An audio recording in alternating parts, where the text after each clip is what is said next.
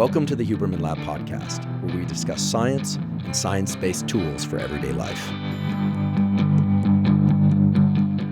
I'm Andrew Huberman, and I'm a professor of neurobiology and ophthalmology at Stanford School of Medicine. My guest today is Dr. Michael Snyder. Dr. Michael Snyder is a professor of genetics at Stanford University School of Medicine.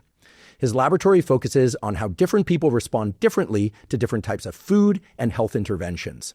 And his overall goal is to figure out how different genes and proteins that different people express impact people's immune system function, reaction to different foods and diets, blood sugar regulation, immune system, and longevity. Today's episode could basically be summarized as you suspected, not everybody responds the same way to the same behavioral, drug, supplement, or other treatment designed to improve health span and lifespan. For instance, the Snyder Laboratory published a paper earlier this year showing that different people spike insulin in response to different types of carbohydrates. Things like the glycemic index, which we may be familiar with because they are essentially a readout of how much a given food impacts blood sugar, depends on who you are. They identified so-called potato spikers, they literally refer to them as potato spikers in this paper, versus grape spikers, people whose insulin spikes in response to potatoes but not grapes, and vice versa. And while this might seem kind of silly or trivial or micro-slicing, the identification of these different subtypes of people in the general population who respond differently to different types of foods is extremely important. Because I think most all of us are getting a little bit tired of all these discussions about carbohydrates are good, carbohydrates are bad, these carbohydrates are good, these carbohydrates are bad, and on and on. It turns out it depends on which genes and which proteins you make. In other words, individual variability matters. We talk about that individual variability in the context of nutrition, also in the context of fiber. It turns out that fiber, something that people generally believe is good for your health, I certainly believe that. Well, different types of fibers impact people differently. Some people experience systemic inflammation of their brain and body when they eat certain types of fibers. That's bad.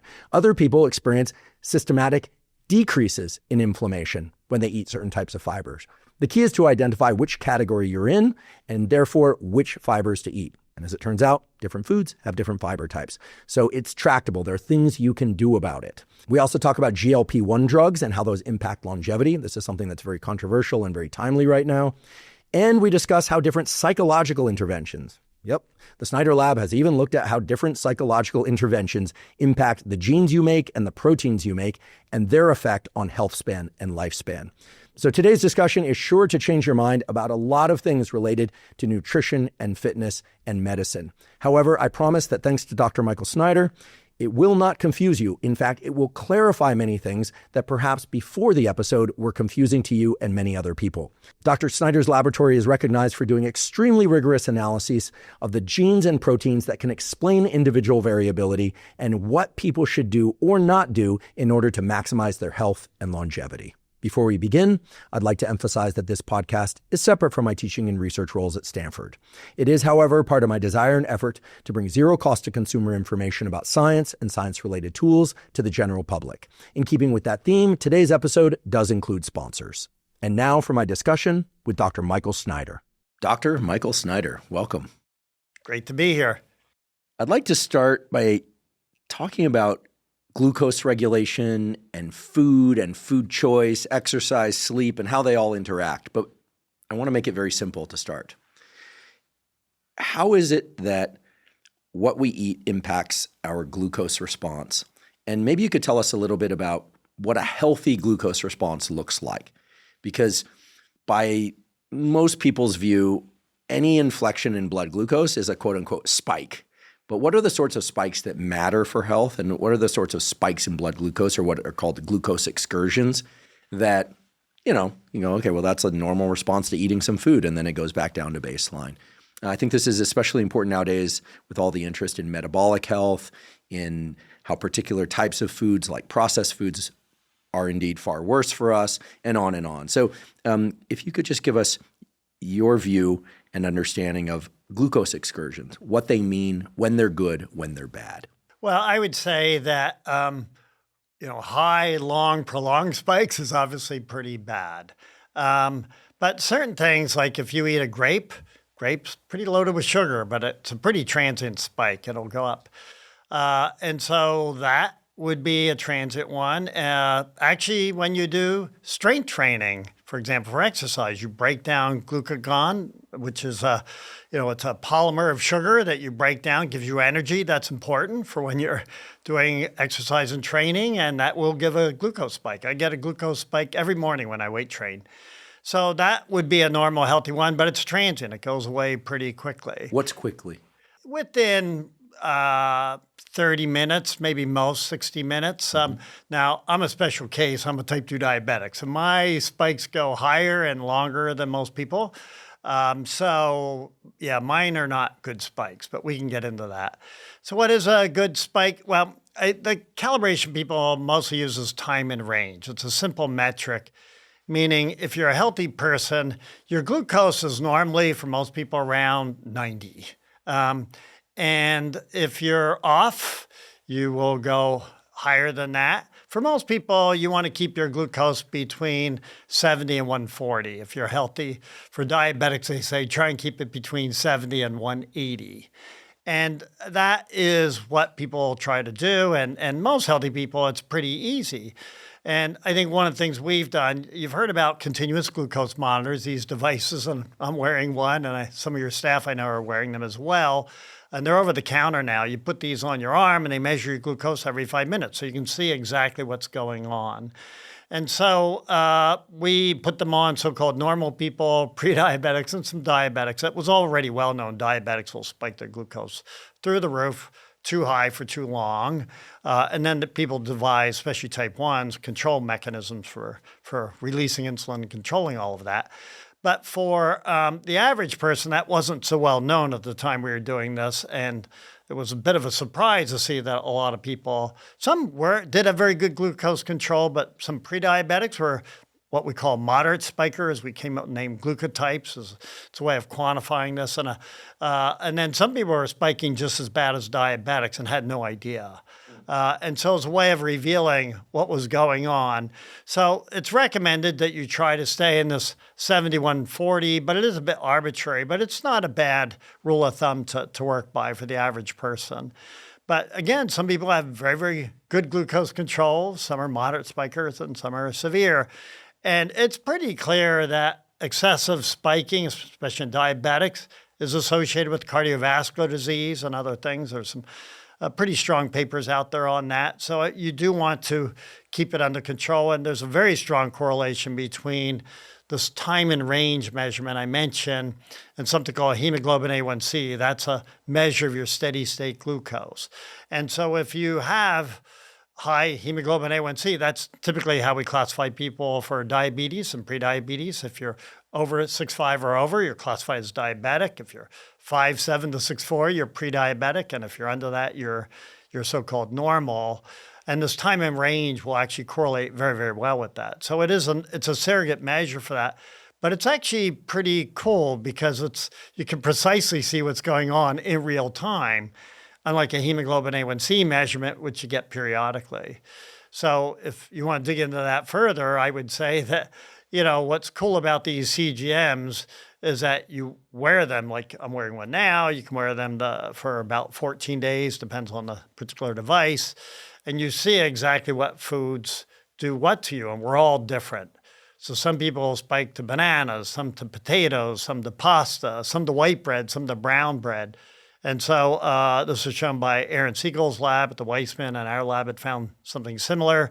And it's very personal. And so we've been spending a lot of time trying to dig into what's behind that. So different people glucose spike to different foods. It's hard to predict on the basis of something like a chart of glycemic index, for instance. So if I understand correctly, and I have glanced at those papers, I might be able to eat mango with nothing else, and my blood glucose doesn't go out of range, or at least not for very long, whereas somebody else might have a very big and prolonged spike in blood glucose to mango.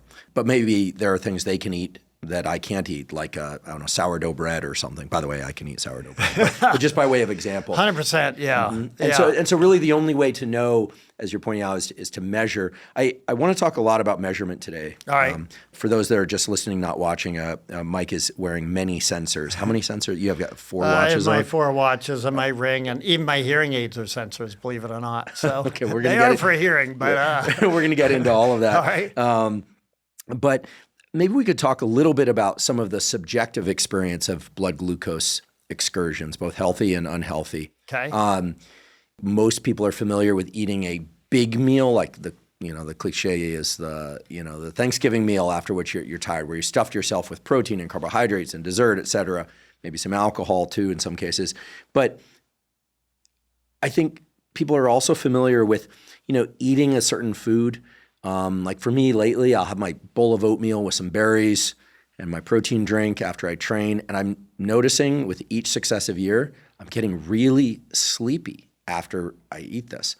And I've swapped out the oatmeal for a different carbohydrate recently, just some white rice, and I feel fine. Right. And I don't think this is my imagination.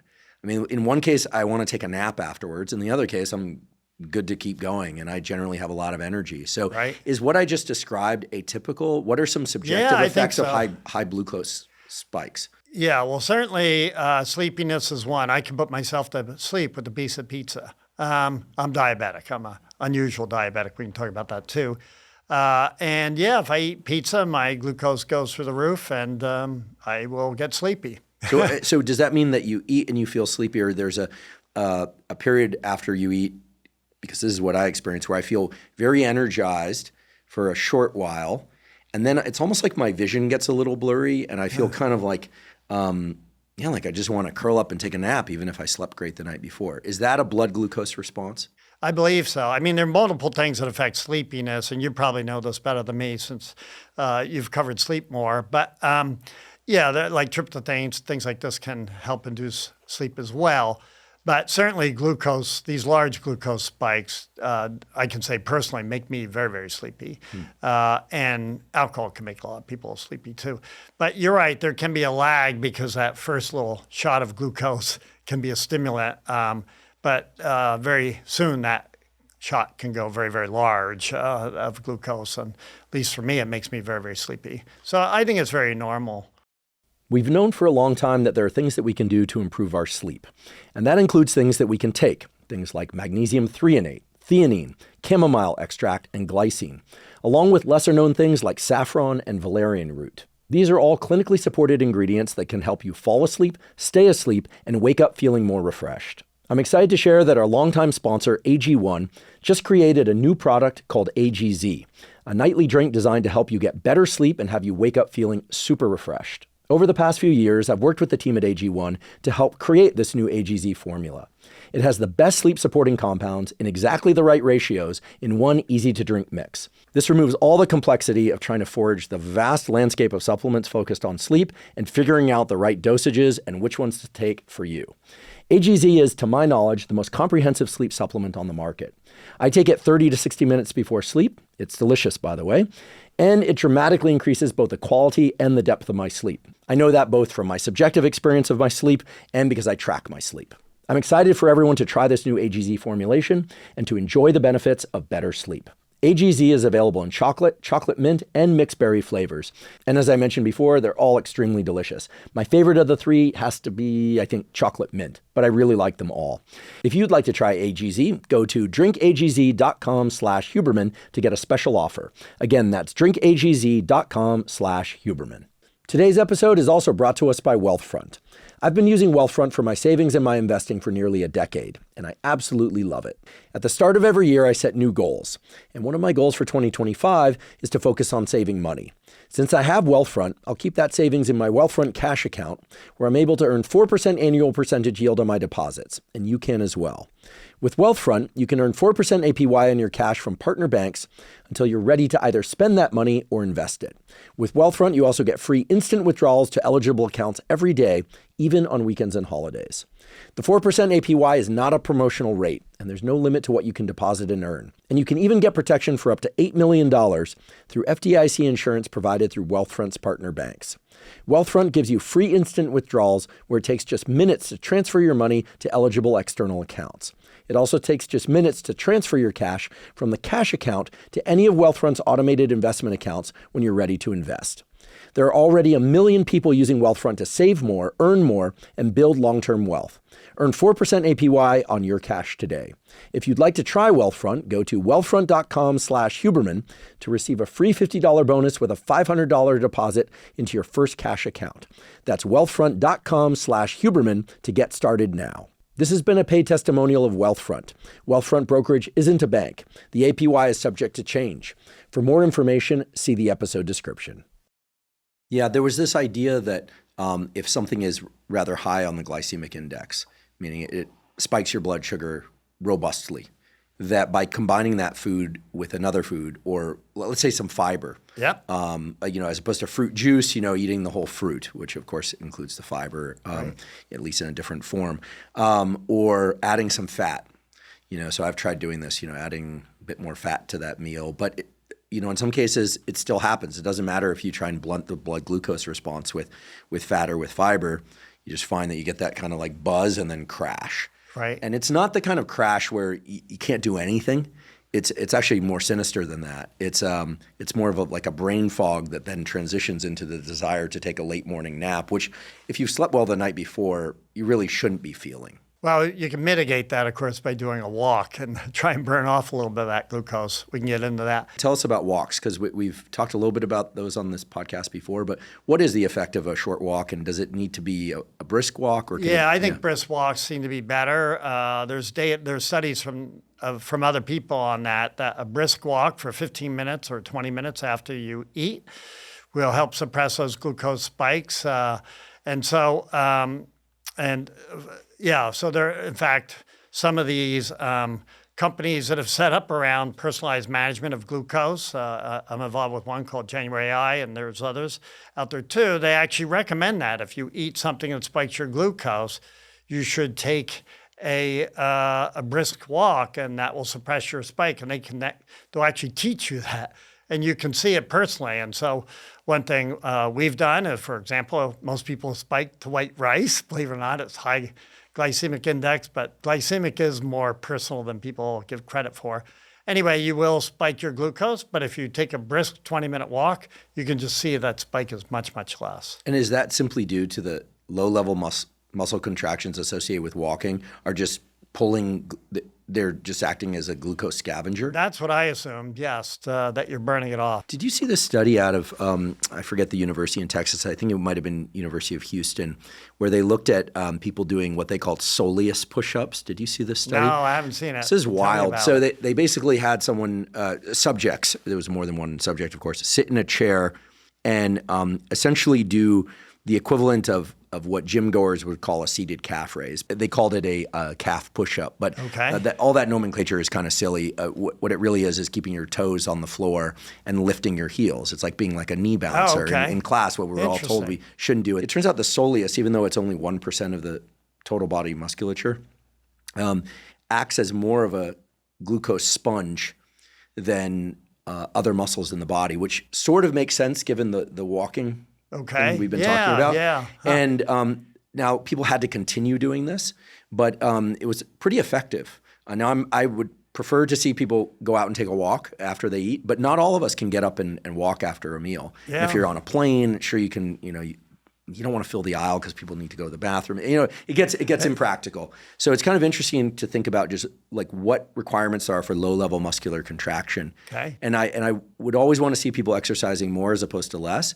But you could imagine, given the number of devices that you're wearing, that after you eat a meal, that you would have just a low-level muscle stimulator just stimulating your Soleus or something like that, just scavenge You mean glucose. electrical or a physical one? Yeah, electrical. Maybe. I think there's a lot of benefits, as you know, from exercise per se. Sure. You make all these things called exerkines that have a lot of benefits in general. So I think exercise is probably broader than simply injecting I do too. But anyway, maybe what you say would be helpful for people. What I do, and there are others who do this too. You've heard of this phrase, exercise snacks, especially for people who sit all day. The idea of getting up, and used to be, well, get up and walk, some brief walk. But now there's some ideas, well, maybe get up and do more than walk. Maybe do some of the things. I hadn't heard the one you said, but maybe that's a better thing to do. Or air squats or something of that Yeah, sort. exactly. So we have people doing some squats now, running a study like that, and see what it does to their VO2 max and overall, health measurement. So I'm a big believer. Yeah, sitting for 8 hours is probably not good for you. In fact, there are plenty of studies that show that, and these breaks are good for you. Even walking is better than nothing. Do you use a standing desk or a treadmill under your desk? I don't do the treadmill. I have tried the standing one. I find I don't concentrate as well when I'm talking with people. So I have to confess, I prefer to sit so I can be a little more engaged. I do have a lot of meetings, so for me that seems to be more effective. But it does mean I need to get up and take these breaks. And so I haven't. But for other people, I know they like standing desks. I've heard for some people, though, or it may not be overall as effective, so I don't know. Interesting. Yeah. Yeah, I think the exercise snacks are a terrific thing, the air squats, or even just pacing, these kinds of things.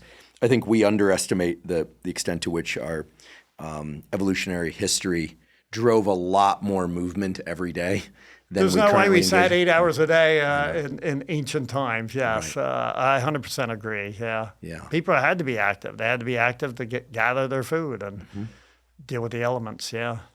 So these glucose excursions, if they're brief, not a problem. But if people are finding that certain foods or food combinations are making them feel sleepy afterwards, I do think that the glucose monitors are useful for parsing which foods are doing what. I'd like to talk a little bit about meal timing and food timing. Sure. For many years, just by virtue of preference, I will hydrate and I make sure to get electrolytes, water, and caffeine in the morning. Okay. And I try to exercise in the morning. If I don't, I'll do it in the afternoon, but generally in the morning. And my first meal always lands somewhere around 11 a.m. or so, roughly, plus or minus an hour. Is there any evidence that introducing a period of fasting at one point in the day versus, say, later in the day, like having breakfast, lunch, and an early dinner versus lunch, an afternoon snack, and a typical dinner of, between, 6:30 and 8:30 p.m., I think is pretty typical, at least for Americans, is better or worse for glucose control and general health? I know your lab's been focused on, I guess it's called intermittent fasting, but this time-restricted feeding. Right. We're not talking about weight loss now. I'm just talking about glucose control. There's a lot to unpack there. So we have some studies where we put CGMs on people, smartwatches, we could track their activity. They did food logging and exercise logging as well, tracked them in incredible detail. And they were also very well phenotyped for their glucose dysregulation. And we should probably talk about that a little bit, about muscle insulin resistance, beta cell defects, things like that.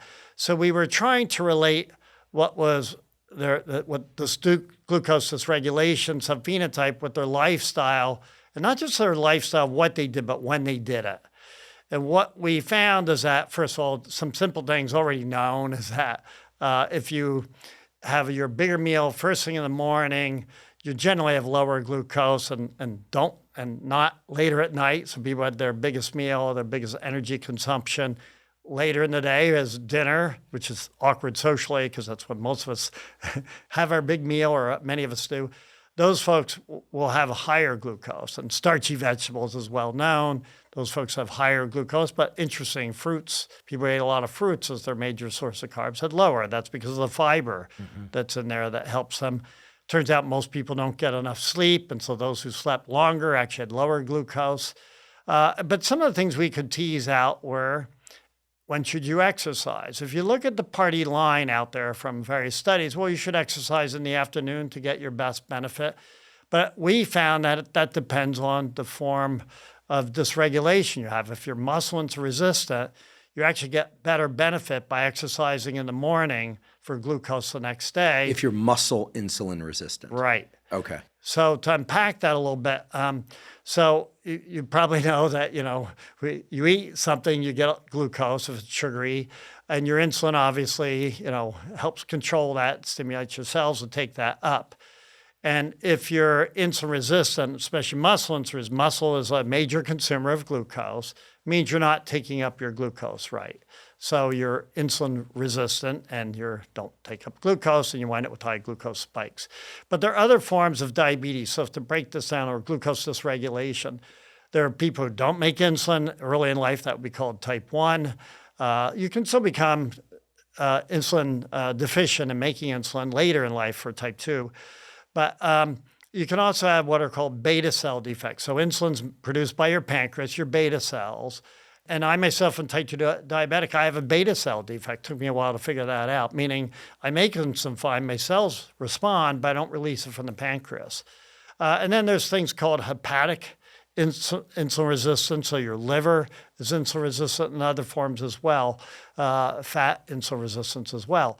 So we've now gotten into dividing up diabetes. So, basically, classically, people will group people into type 1, which is 10% of people, or type 2, which is the other 90% of diabetics. Well, it turns out that's a really broad category. That can easily be subdivided into what we call sub-phenotypes, these different forms of glucose dysregulation. And we think that's a big deal because it affects the drugs you take. So, for example, I am a beta cell defect, and I didn't respond. I went through exercise, used to be a runner, and I shifted to weight training about, it'll almost be 9 years soon, with the idea of building muscle mass, which failed miserably. My glucose was gradually going up, so I shifted to weight training. I gained 10 pounds of muscle mass. I do whole body MRI, 20 of them in the last 8 or 9 years. And I basically did gain 10 pounds of muscle mass. That had no effect on my glucose control. And the reason for that was that I'm not muscle insulin resistant. I'm a beta cell defect, so I can gain as much muscle as I want. It's not going to help me release insulin from my pancreas. So knowing your subphenotype is a big deal, but then I respond to certain drug rapinolide that actually promotes that release. So knowing your subphenotype determines your drugs, but it also turns out this whole lifestyle thing I mentioned earlier is a big deal, and coming back to some of the food stuff.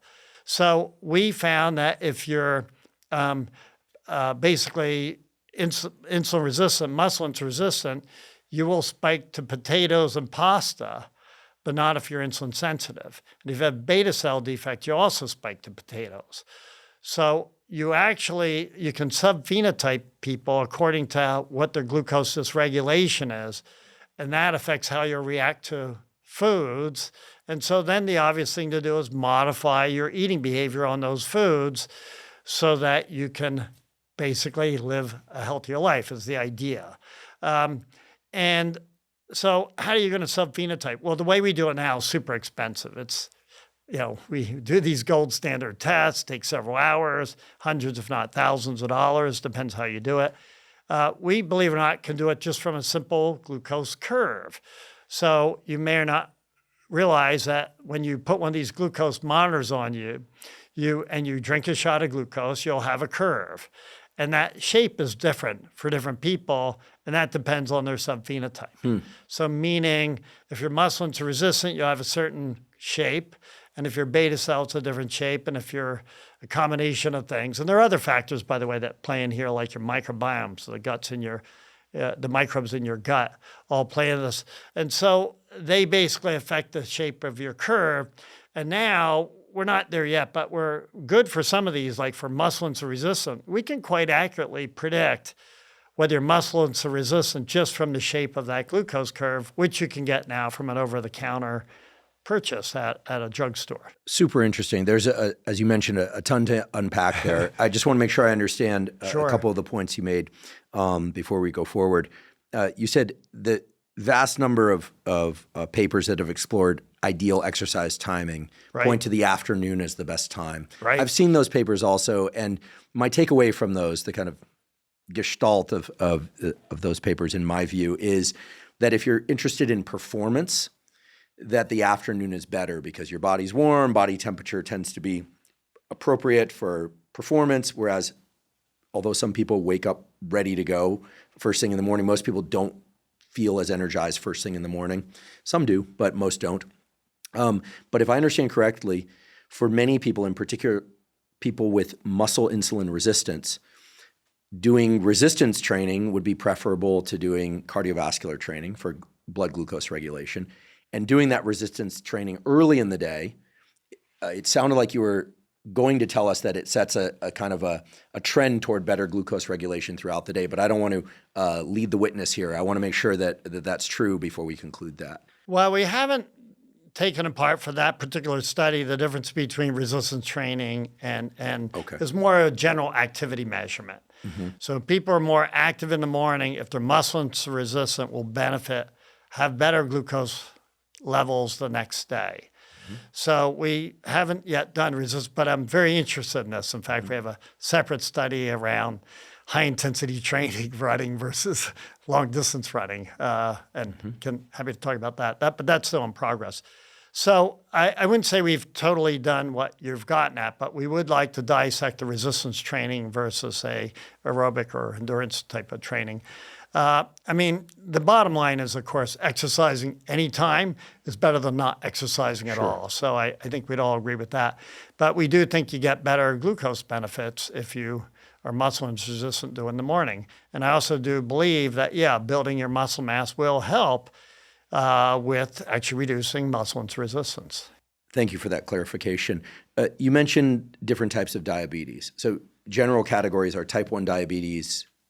These people don't make insulin. They need to inject insulin or deliver insulin through a time release mechanism or something of that sort. Right. Type 2 diabetes, I understand to be insulin insensitivity, which is bad. You want your cells to be sensitive to insulin so that insulin can bring the glucose into those cells so they can use them. Right. You're now subdividing this type 2 diabetes, the insulin insensitivity, into muscle insulin insensitive as well as other tissues being insensitive. What percentage? But it's more than that, meaning there's a beta cell defect where you don't release insulin from your pancreas. That has nothing to do with insulin resistance. That's more a mechanistic thing. Now, why that defect exists isn't so clear. In my case, kind of interesting, although we still don't fully understand it. But then there's also incretin defects. So incretin are these GLPs that everybody's heard about. Ozempic is a mimic of those, and Mounjaro and things like that. And so there are people with defects that way. So we're all different, and we can now subtype that. We can say this person's got mostly an incretin defect. This one's muscle resistant. There's a beta cell defect. And some people are combinations of those. It's not pure one or the other. So we think actually the subtyping is a big deal because, again, it determines your lifestyle choices you might make to better control your glucose and, of course, drug responses as well. So we think that's important. We know that many, many people in the United States and elsewhere, sadly, are overweight or just clinically overweight. And I think it's about 30% of people in the United States are clinically obese. When you talk about type 2 diabetes and these different sub-phenotypes, as you're referring to them, what percentage of people in the United States do you think are type 2 diabetic that have some sort of either insulin insensitivity, and that's the reason, versus, they're making plenty of insulin, but they can't release it? I mean, what sorts of numbers are we talking about here? Because I think for listeners, they're probably thinking as long as I don't eat too much sugar, I feel fine. Does that mean that they don't have type 2 diabetes? People who perhaps are of a healthy weight, does that mean they don't have type 2 diabetes or any of these insulin management problems?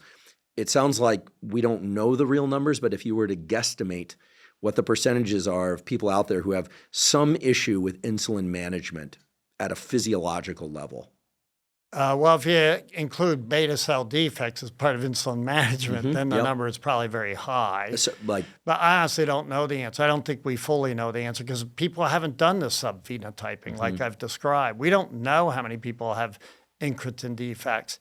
We are getting there with insulin resistance and such, but I don't think we're fully there. But I want to correct something that you said. I mean, it's very much the case when you see someone who's thin, you can't assume they're not diabetic. This is very common, especially in South Asians, to see thin diabetics. And I'm a good example. No one would call me overweight by any definition. Yet I'm a diabetic and I have a beta cell defect. And I used to think a lot of people who are thin diabetics probably have beta cell defects, but it's not that simple. Some do and some don't. Some are insulin resistant. And so, and then there are other people, believe it or not, who are very obese by any clinical measurement, what have you, and they have very good glucose control. So there are a lot of things we don't fully understand, and a lot of it probably does. It fits in this idea that this is not a simple process. We have many organ systems involved in glucose control, your liver, your pancreas, your muscles, we mentioned, but even your brain is a major glucose consumer. And so we have all these different organ systems. And then on top of that, we have all these different biochemical pathways that are engaged as well. We mentioned the insulin one, but there's incretin, which are these GLP things that promote insulin release, but they probably have other effects as well. I don't fully understand. I don't think everyone does all the effects of incretins. The receptors are all over the place. And in fact, some of these drugs you may have heard are actually now being touted as maybe anti-longevity drugs because they seem to improve cognition and stuff. Now, whether that's tied to weight and things like that is less clear. As anti-longevity drugs or as longevity drugs? As longevity drugs. Sorry, Got it. Thank you for that correction. Yeah. Yeah. Actually, just for fun, let's explore for a moment some of the things that we've heard these GLP-1 drugs are effective for. Yeah. Certainly for diabetics, type 2 diabetics to better control their blood glucose. Yeah, if I can intersect there. Yeah. I am a type 2 diabetic, and they work great for me. My hemoglobin A1C got to 8.4, which, it's not the highest, but it's pretty high. And I went on the GLPs, and I went down to 5.7. Just like that? Pretty fast. Independent of weight loss? No. Initially, yes. It's a little complicated. I went on a lower dose thing called Farxiga, and that one dropped me down to about the 6.4, 6.5 level. And I didn't lose too much weight. I did lose some. And then I went on Mounjaro because I had some nausea effects. That is a common side effect. They were modest, but they were there. And so I shifted to Mounjaro, which is a more potent version. And that dropped me down to 5.7. And I did lose weight. I went from 144 to what I am now, 128, which I didn't like, to be honest. But I can tell you, mentioned I do whole body MRIs. I've done 20, as I say, over the last almost 9 years. And I could just see my fat evaporated once I went on these. I'm the coldest guy in the room now. But you maintain muscle mass because you do resistance training? Mostly, yeah. How many days per week are you doing it? I do it every day. But I have light days because, you can't strain yourself hard every day, or that's a problem. So I have light days with more reps and then heavier days for more of the strength stuff. And then I have a specialty day where I do like snatches and things to build my core, this sort of thing. And so combination of those things. And so I do it every day. And the goal is to keep my muscle mass up. And I mostly did it because I do get measured a lot, although it plummeted when I got in a bike accident and hurt my shoulder. And then certain exercise I couldn't do. And so those things, as you might imagine, diminished. So I did lose some muscle as a consequence of that.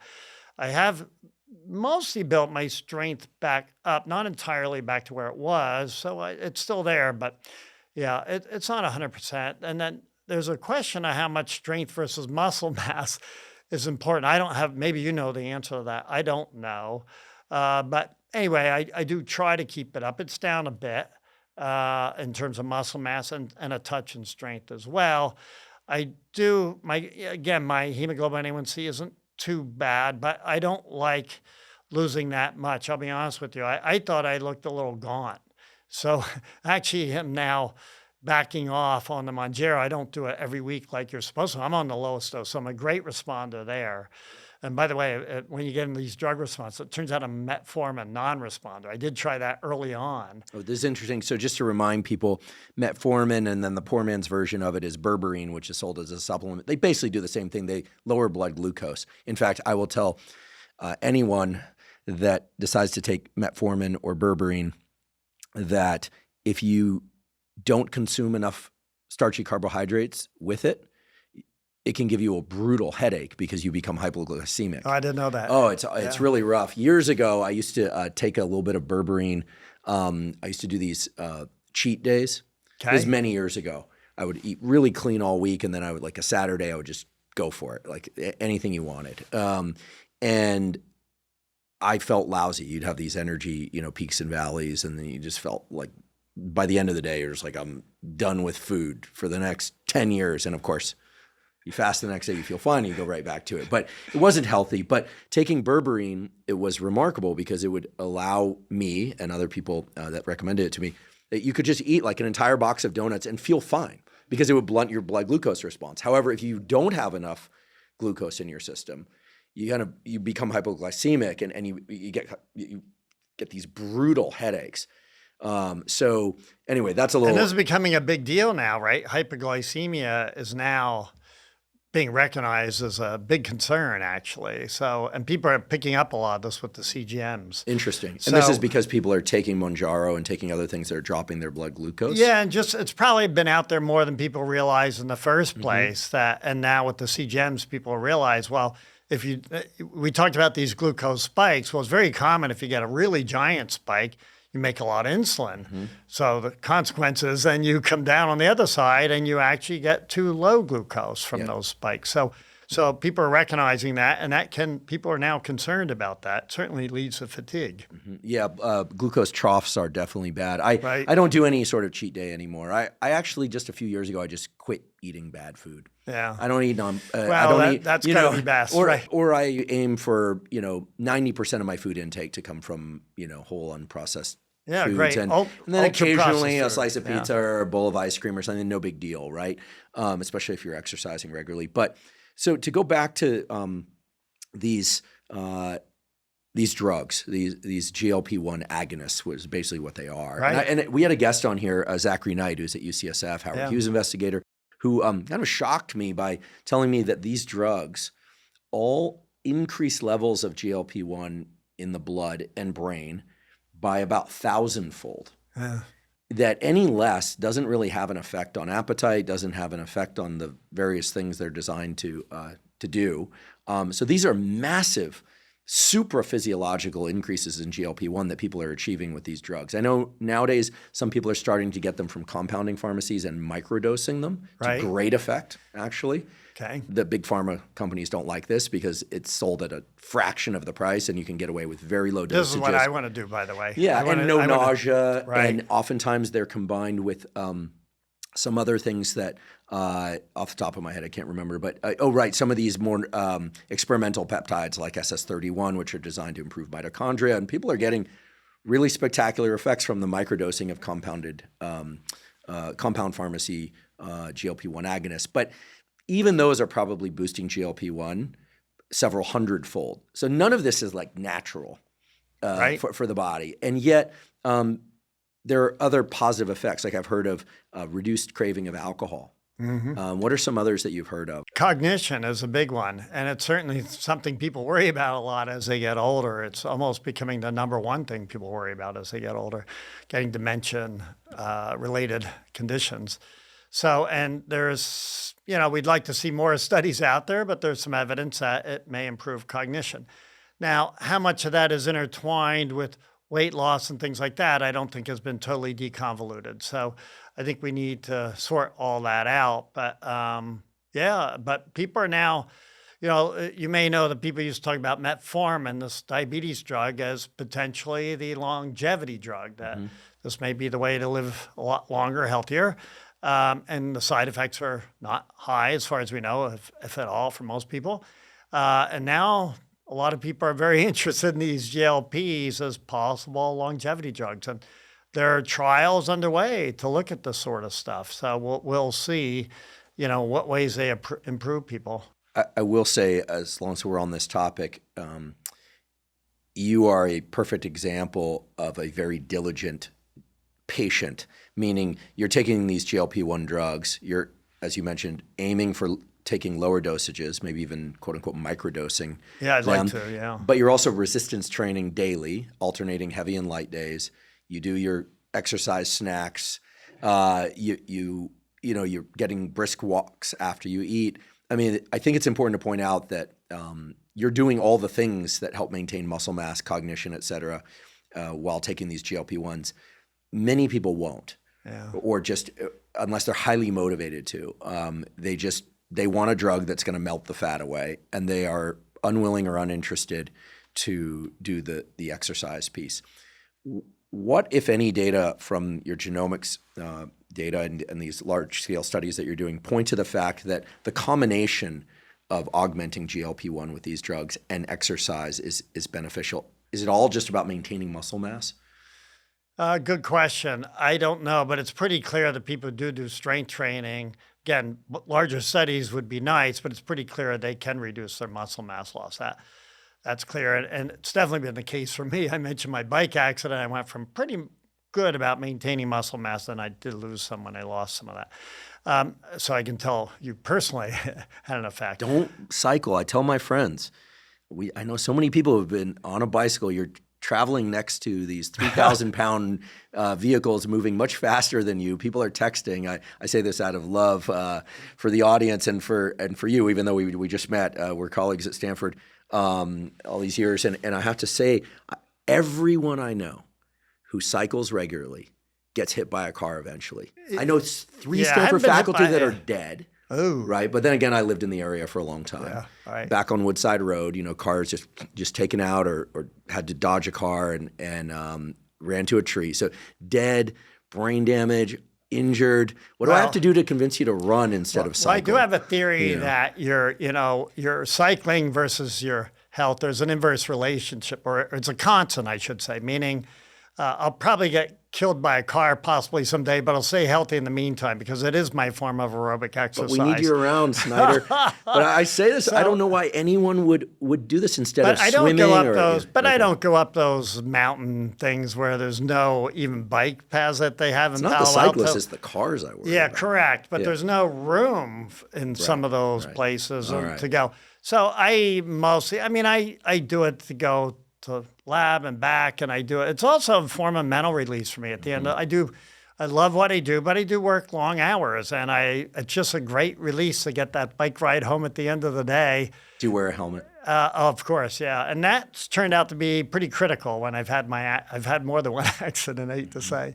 But never, no cars run into me, I'm thankful for, but I hit a rock and got knocked out once, or something like that. I don't know. I woke up briefly in an ambulance, and then more in telling you, Stanford professors. This is the way Stanford professors get taken out. Yeah, well, but I'll say healthy in the meantime, and I like to think I'm pretty healthy now, minus my diabetes. And you seem very robust. I hope you don't mind me sharing that you are about to hit 70 soon, and you are clearly cognitively whip smart and fast, and physically you seem very robust. And you mentioned getting these whole body MRIs and the fat just kind of disappearing as you were doing these GLP-1 agonists and weight training. I want to make sure I continue to hammer on the fact that you're... I'm big on the weight training. I'm glad you're doing that because I think it's huge. Yeah, it's not just about taking a drug.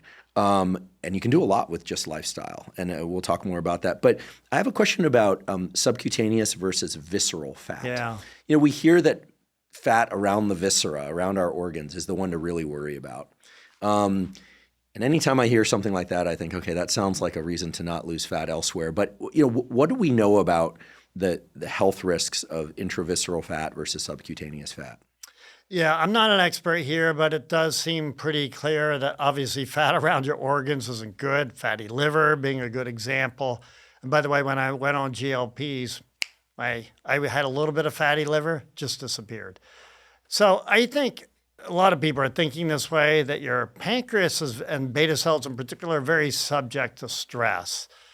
And fat does put stress on your organs, no question. And so it may be one of the reasons, your pancreas, your beta cell in particular, is very sensitive to fat, is because it does cause stress. We know fat's very associated with inflammation. So obesity, a good example. More obese you are, higher BMI. Again, not perfect correlation, but higher inflammation. And so all that does tie together. And your immune system is tied in this in ways I would say we don't fully understand. But in general, the party line is that visceral fat is worse. And I think it's because of putting stress on your organ systems, say versus subcutaneous. I'd like to take a quick break and acknowledge one of our sponsors, David. David makes a protein bar unlike any other. It has 28 grams of protein, only 150 calories, and 0 grams of sugar. That's right, 28 grams of protein, and 75% of its calories come from protein. This is 50% higher than the next closest protein bar. David protein bars also taste amazing. Even the texture is amazing. My favorite bar is the chocolate chip cookie dough, but then again, I also like the new chocolate peanut butter flavor and the chocolate brownie flavored. Basically, I like all the flavors a lot. They're all incredibly delicious. In fact, the toughest challenge is knowing which ones to eat on which days and how many times per day. I limit myself to 2 per day, but I absolutely love them. With David, I'm able to get 28 grams of protein in the calories of a snack, which makes it easy to hit my protein goals of 1 gram of protein per pound of body weight per day, and it allows me to do so without ingesting too many calories. I'll eat a David protein bar most afternoons as a snack, and I always keep one with me when I'm out of the house or traveling. They're incredibly delicious, and given that they have 28 grams of protein, they're really satisfying for having just 150 calories. If you'd like to try David, you can go to davidprotein.com/Huberman. Again, that's davidprotein.com/Huberman. Today's episode is also brought to us by 8 Sleep. 8 Sleep makes smart mattress covers with cooling, heating, and sleep tracking capacity. One of the best ways to ensure a great night's sleep is to make sure that the temperature of your sleeping environment is correct. And that's because in order to fall and stay deeply asleep, your body temperature actually has to drop by about 1 to 3 degrees. And in order to wake up feeling refreshed and energized, your body temperature actually has to increase by about 1 to 3 degrees. 8 Sleep automatically regulates the temperature of your bed throughout the night according to your unique needs. 8 Sleep has just launched their latest model, the Pod 5, and the Pod 5 has several new important features. One of these new features is called Autopilot. Autopilot is an AI engine that learns your sleep patterns to adjust the temperature of your sleeping environment across different sleep stages. It also elevates your head if you're snoring, and it makes other shifts to optimize your sleep. The base on the Pod 5 also has an integrated speaker that syncs to the 8 Sleep app and can play audio to support relaxation and recovery. The audio catalog includes several NSDR, non-sleep deep rest scripts, that I worked on with 8 Sleep to record. If you're not familiar, NSDR involves listening to an audio script that walks you through a deep body relaxation combined with some very simple breathing exercises. It's an extremely powerful tool that anyone can benefit from the first time and every time. If you'd like to try 8 Sleep, go to 8sleep.com/Huberman to get up to $350 off the new Pod 5. 8 Sleep ships to many countries worldwide, including Mexico and the UAE. Again, that's 8sleep.com/Huberman to save up to $350. I'd like to talk a little bit about meal timing and sleep. I do my best to eat my last bite of food at least a couple of hours before I go to sleep. Doesn't always happen.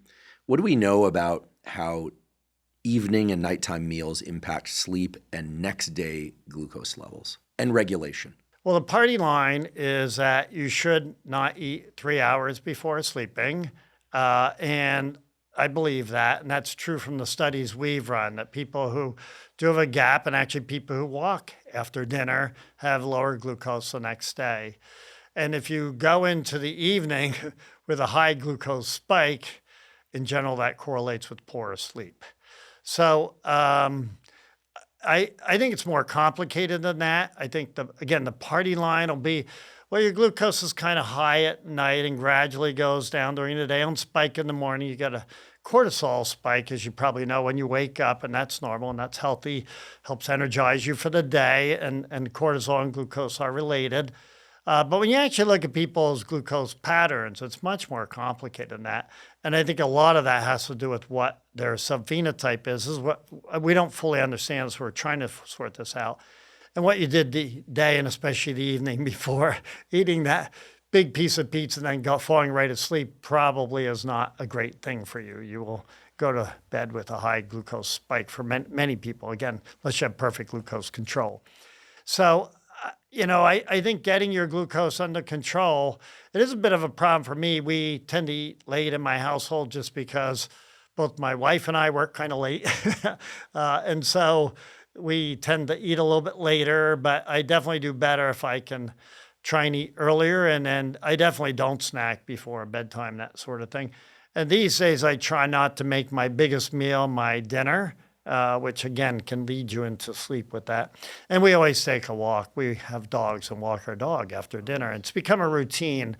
You mentioned earlier about behavior, and I think the key for good behavior is to get into these routines where you can just get into that, and I think it really makes a difference. So, always, and as I'm sure you know, going to bed, we had found that in some of our studies as well, going to bed the exact same time, those folks have lower glucose than those who have highly variable sleep timing. Now, that's not so great for me because I travel a fair amount. Yeah, likewise. but I try when I'm not traveling to keep constant hours. At least that part I'm okay at. But yeah. I think we forget sometimes the number of interesting things that happen in sleep. And one of the most interesting papers, to me anyway, in the last few years was a paper that I saw where they essentially had people breathe into a tube while they were sleeping. Okay. And evaluated the different types of metabolism that were occurring during sleep. And it turns out that as we go from light sleep to deep sleep and then more rapid eye movement sleep as the night progresses, the brain and body transition through essentially every form of metabolism, glucose metabolism, ketogenic metabolism, a mixture of the two. And it seems like sleep is this, we don't know if it's like a test run or if it's a reboot, or we don't know what to call it, right? But it's just very clear that during sleep, there's a lot of metabolism happening. So when you tell me that getting to bed at roughly the same time or the same time every night improves blood glucose regulation, my first thought is, oh, well, that makes sense because if you go to bed at the same time, then you're eating at roughly the same time, you're exercising at roughly the same time. But it could also be the case that in sleep, we're getting a tuning up of the metabolic processes for the brain and body. Is there any evidence that supports that? Yeah, again, I don't know from the metabolism standpoint. I like to say the things we do the most, we understand the least. Nutrition, right? How exactly does that work on all your different organs? Sleep. I do like the idea of the sleep. You may know you would know this better than me, but your spinal fluid and such, expands and contracts, and the idea of emptying out the garbage, so to speak. Yeah, literally rinses out your yeah, system. and I like that concept. I think, and to what extent that is beneficial, I'm sure it is. I don't know. And all the other facts, but even people argue what's better for you, REM versus deep sleep. Even some of that is debated by experts in the field. Again, I'm not a sleep expert. I have a tendency to move into fields I know nothing about. So because I'm so naive, I hope to learn something, especially these areas that aren't so well understood. So it's an area we're going to be studying a lot more around the glucose control. But there's no question, if you look at some people, they're spiking really bizarrely. And I have mixed days myself. I'm trying to sort that out. Somewhere I do hit the party line, higher glucose gradually go down by the morning. But then I have nights where I'm quite irregular. And I want to correlate that with what's going on. And it's not just me. It's true of a lot of people. And I don't think that's sorted out in my mind. And I think metabolism in general, at some point we can talk about the microsampling stuff, but we found that we had 32 people drink this Ensure shake while they were fasted, and they all reacted very differently to it. This is during the day now, not sleep. And for some people, it was pro-inflammatory. For others, anti-inflammatory. So interesting. I assume a lot of this got set early in life because your whole microbiome, so backing up a little bit, just so people realize that, you have a lot of microbes. You have, in fact, more microbes in you than our human cells. And they're critical for digesting your food and all this. And they heavily interact with your immune system. 70% of your immune cells are in your gut. So you have this whole interplay between your immune system and your gut. And obviously then the food you eat, which it goes through your small intestine first, and the small molecules like glucose get absorbed, but then all the fibers, the big molecules, go into your colon area, your large intestine, where they basically, are interacting with these immune cells. So I think a lot of that gets probably set early in life. In fact, people have shown your microbiome gets set in your first 3 years of life. So I think that interplay all gets established, and then you are reacting to some of that, your food, later in life. That's at least the postulate. Not that you can't modify it. In fact, switching from carnivore to veggie diets or Mediterranean type diets, which are sort of healthier, like fish heavy veggie diets, I think are helpful for people. But I do think some of this gets set early. And I think getting that set right, I think we probably need to, as a society, get that all set a lot earlier, probably now too. And it's estimated, some work from Justin Sonnenberg, that native populations, these Aboriginal, they have 3 times the number of microbes that, say, people in the U.S. So we just don't have the same community that is probably handling diverse foods and probably making essential ingredients for our health that we're now missing. So we probably need to restore that in some fashion. Otherwise, this obesity and diabetes trend is just going to continue. I totally agree. I think the gut microbiome is, without question, one of the more fascinating aspects of our biology, and in no small part because of the way that it interacts with the brain by the vagus nerve. Everyone's obsessed these days with the vagus nerve as a calming pathway, but it's got a bunch of different avenues within it, and it is the major route by which your gut communicates with your brain. Right. And I do want to just say one thing in fairness to an observation. I completely agree with you that many people who've been eating certainly standard American diet, sad to think that anyone still does that anymore because it's such a terrible diet. I think everyone agrees on that, a lot of processed foods. But you mentioned switching carnivore for more Mediterranean or plant-based. I have seen that work for many people. I will just also mention, in fairness, that and this relates to the gut microbiome, there do seem to be some people who, despite their best effort to eat fiber, fruits, vegetables, fish, so-called Mediterranean diet, that for whatever reason, they have persistent autoimmune issues. And I have observed over and over again that if they switch to an elimination diet that's largely just meat, believe it or not, and nothing else, they seem to resolve those autoimmune issues. Now, I personally don't follow that diet. I don't think it's the healthiest diet out there. It's very hard to stick to. But in my mind, it seems like the data are pointing to the idea that there are diverse microbiomes out there set up early in life, and probably genetics play a role also. You're a professor of genetics, so hopefully that's not too heretical an idea. By the way, some of this has been broken down of say, how much is your microbiome for general glucose levels versus genetics. And I think for the general microbiome, it's about 20 to 30%, depends on the cohort that was studied. There's some work from the Weissman. And then for genetics, it may be about 20% as well. So 20% of your microbiome is determined by your genetics? No, the other way around. Sorry, of your glucose levels, 20 to 30% is determined by your microbiome, and about 20% by your genetics. And the rest by lifestyle? Yeah. Okay. And that's a a useful set of metrics. Yeah. Yeah, I mean, I just have to believe, based on the observation of people who are really careful, really care about their health, they're not doing standard American diet, and they've tried vegan, they've tried vegetarian, they've tried omnivore without many processed foods, and then they try ketogenic diet and they feel better, and then they go full just meat, and their issues disappear. Yeah. And you kind of have to acknowledge that. Right. I'm not saying you have to, but I'm going to acknowledge it. I will also say that most people seem to do well on an omnivorous diet. I think 90% of people in the world are probably omnivores. Yeah. And I find it so interesting that as we support the gut microbiome, our health generally improves. That just seems to be the case. I'd like to talk for a moment about fiber. Sure. Because I think there's general agreement in the medical community that fiber is important. Reduces risk of cancer, improves digestion, adds bulk to food, reduces inflammation, just on and on and on. But then again, our colleague Justin Sonnenberg and Christopher Gardner, both of whom have been on this podcast before, did this really nice study of comparing increasing fiber in the diet versus increasing intake of low-sugar fermented foods. And it's very clear that the increase in low-sugar fermented foods supported proliferation of the healthy gut microbiota, reduced the inflammatome, whereas increasing fiber allowed some people to reduce inflammation. Other people's levels of inflammation went up. And so this brings us to this question of when we talk about fiber as a general category, maybe that's too broad. It is. Could you tell us about the two major types of fiber? Which foods tend to deliver one or the other type of fiber?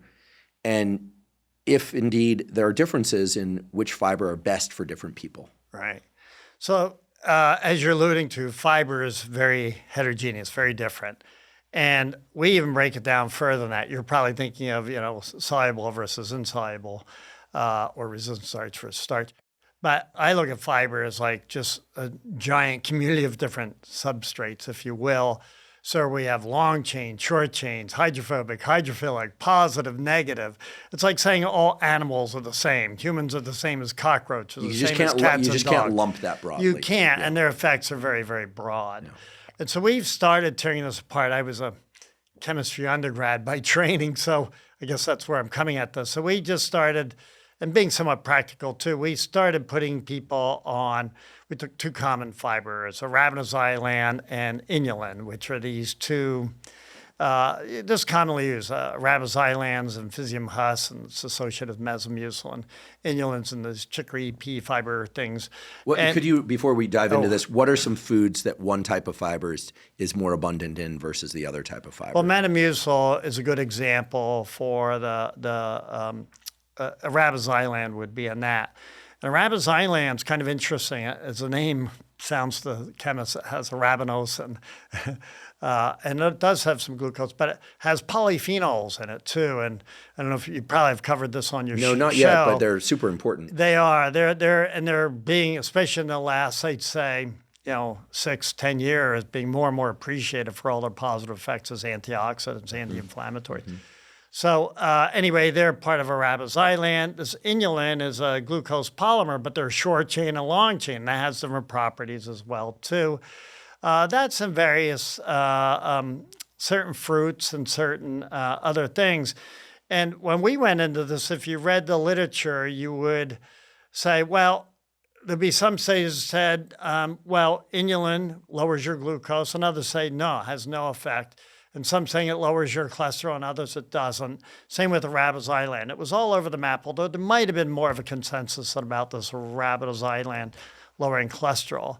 So we just did it. We took 18 people. I know it doesn't sound like very many, but they did what's called a crossover study where they went on increasing doses, where they took either 10 grams a day for the first week as a supplement, 20 the next week, 30 the next week, and then did a washout and then switched to the other one. So they're randomized. They might do arabinoxylan the first period and then inulin the second, then a mixed fiber, which the party line would say is supposed to be the best for you.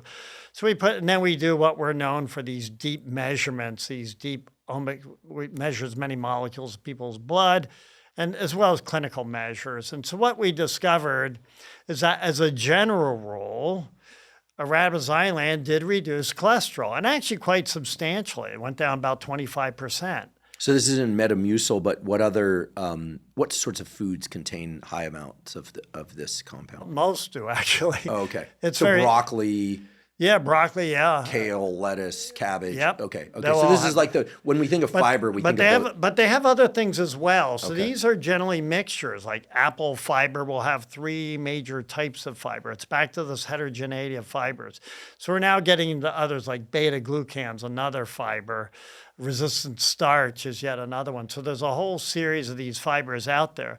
Yet they're not studied for their individual effects. And it may be the case, of course, the complex mixture is a big deal as well, meaning getting the right combination. But we're starting with individual fibers, trying to see what their effects are, and then we will do combinations. So we're just finishing up a study where same thing, instead of 2 fibers, we added 2 more, beta-glucan and resistant starch, and we're trying to see their effects as supplements. And the idea ultimately is I think people do supplements. That's why we're doing supplements. Not that I'm a big fan. I'd rather they eat, healthier, unprocessed food. Or both. But yeah, most people don't get enough. You probably know that it's recommended women have at least 25 grams of fiber a day, men 35. And the number of the people get is something like 12 to 15. Wow. They're off by a factor of 2 in their amount of fiber they consume. So, minimally supplements could help bring that up. Anyway, I mentioned that riboflavin, as a general rule, lowered most people's cholesterol. And by the way, neither affected glucose. So we think other things are important for that. And but if you look at individuals, we did see some people where riboflavin had zero effect, meaning their cholesterol stayed flat, even when they went to the higher dose of 30 grams per day. Yet their inulin promoted their decrease in cholesterol. So what's going on? Well, we don't know. But to me, it's logical that your microbiome, maybe it's your immune, maybe it's other parameters are playing into this. So this is why ultimately what I want to do is just get your microbiome, do a blood draw and say, here's the foods that will be healthy for you and here's the ones that won't. I think this is very personalized and complex. It comes back to what you were saying before about meats and things having different effects on people. And you probably know a lot of people with bipolar now, the solution for a lot of people is a ketogenic diet, right? And it seems to really work. There's studies out there where it's been very transformative. Which is remarkable. I mean, if we really just take a step back, it's like forever, bipolar depression was one of the most difficult things to treat. And it turns out the ketogenic diet can be very effective in some people. In some cases, curing people, not every person, but that's a remarkable breakthrough. I agree. And as you said earlier, I think it's such a key thing for people to keep in mind. We understand the least about the things we do the most. Yeah. So you can imagine for many years, people are eating like everyone eats sooner or later. And some of these people are dealing with serious mental health issues. And the foods they were eating very well were exacerbating their symptoms. Yeah. It's just wild to think about. But then when we talk about, and I've heard you say, food is medicine. I think most people don't think of food as medicine. I think most people think as food as something they need, that they crave, that they enjoy, and that eventually becomes problematic for them. I don't think people really understand the extent to which what they put in their mouth can support them, that it really can be health promoting. Yeah. Right? I think it's because we are so calorie oriented. Like, it's all a battle between what you take in versus what you burn. Yeah. But you really view food as medicine. Oh, yeah, because I think we are, the way I look at it, we're homeostatic systems. We're very complex ones at that, right? We have all these organs, all these biochemical pathways. And, the one we also understand, at least, is people's behavior. That came up earlier, and I'm sure it'll come up again. And you have to tune all this stuff to keep it right. And in general, most people do pretty well, but I think we could all improve that, I'm sure. And that is the goal. It's to keep this, your car, right? If you want it to run forever, you want to keep all the systems working right and in balance. You don't let things get off too far. And I think there's a tendency, and I think there's a problem with medicine today. We wait till things are broken and then try and fix it. And so obviously what you want to do is have people as well-tuned cars for their entire life and then, pass away then. That's how it should work. And so I think that's what we want to do, keep people tuned. And so we probably don't get off to a good start early in life when we start people with all these not so good diets, like all this excessive processed food and sugar and losing our microbiome diversity. I think we really want to keep our car off and running right from the get-go. It's, it's a little bit late for some of us because we're probably a little bit hardwired, although I think we can tune that. I try to do that as best I can, I guess. Seems to be doing a good job. Yeah, well, anyway, we'll do it the best we can. So when I travel, I will occasionally take a probiotic in addition to all the other things I'm doing to support my gut microbiome. I do take a supplement to support gut microbiome. I also try and eat lots of fruits and vegetables. I will say I'm very intrigued by these fiber data, the different types of fiber data. Yeah. I'm intrigued because I noticed that some vegetable foods just don't agree with me, even if I'm careful to chew them properly and do all that.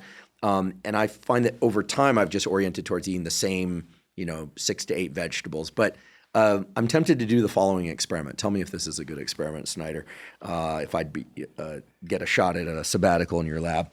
Keep eating the same thing I'm eating. Exercise the same. Do things the way I'm doing them now.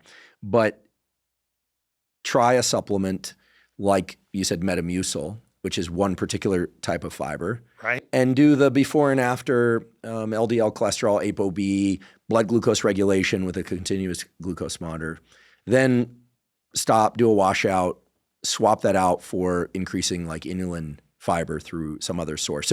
So in other words, add in a pure fiber source Right. On top of an existing diet and see how that impacts blood metrics and subjective well-being. Yeah, I think that would be good. I'd love to know your microbiome. And these are the sorts of things we're trying to sort out now. I don't have an answer. But I imagine the microbes you have in you, they have certain hydrolases that break down these fibers. And everybody's microbiome is very, very different. So we have communities of microbes, and every person's community is different. And so we have these enzymes, hydrolases, that do break down these fibers. And my guess is that we already know that yours is going to be different from mine. And so maybe if you eat a certain fiber, you're not as prepared to handle it as the next person. So this is why we need to collect the right data. And it may be at the end, well, you need to add the right probiotic, the right microbe to go with that fiber to better get the tuning you're looking for. Mm-hmm. And in the long run, if you probably want permanent, incubation of this probiotic into your gut, you may actually have to add a community because they're all interdependent. They get personalized again early. And so you basically formed your own personal guild.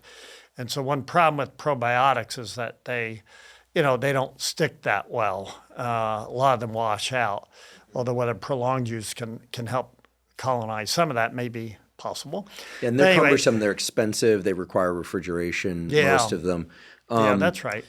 I personally feel fortunate that I don't have what I would consider chronic gut issues. I just avoid certain foods.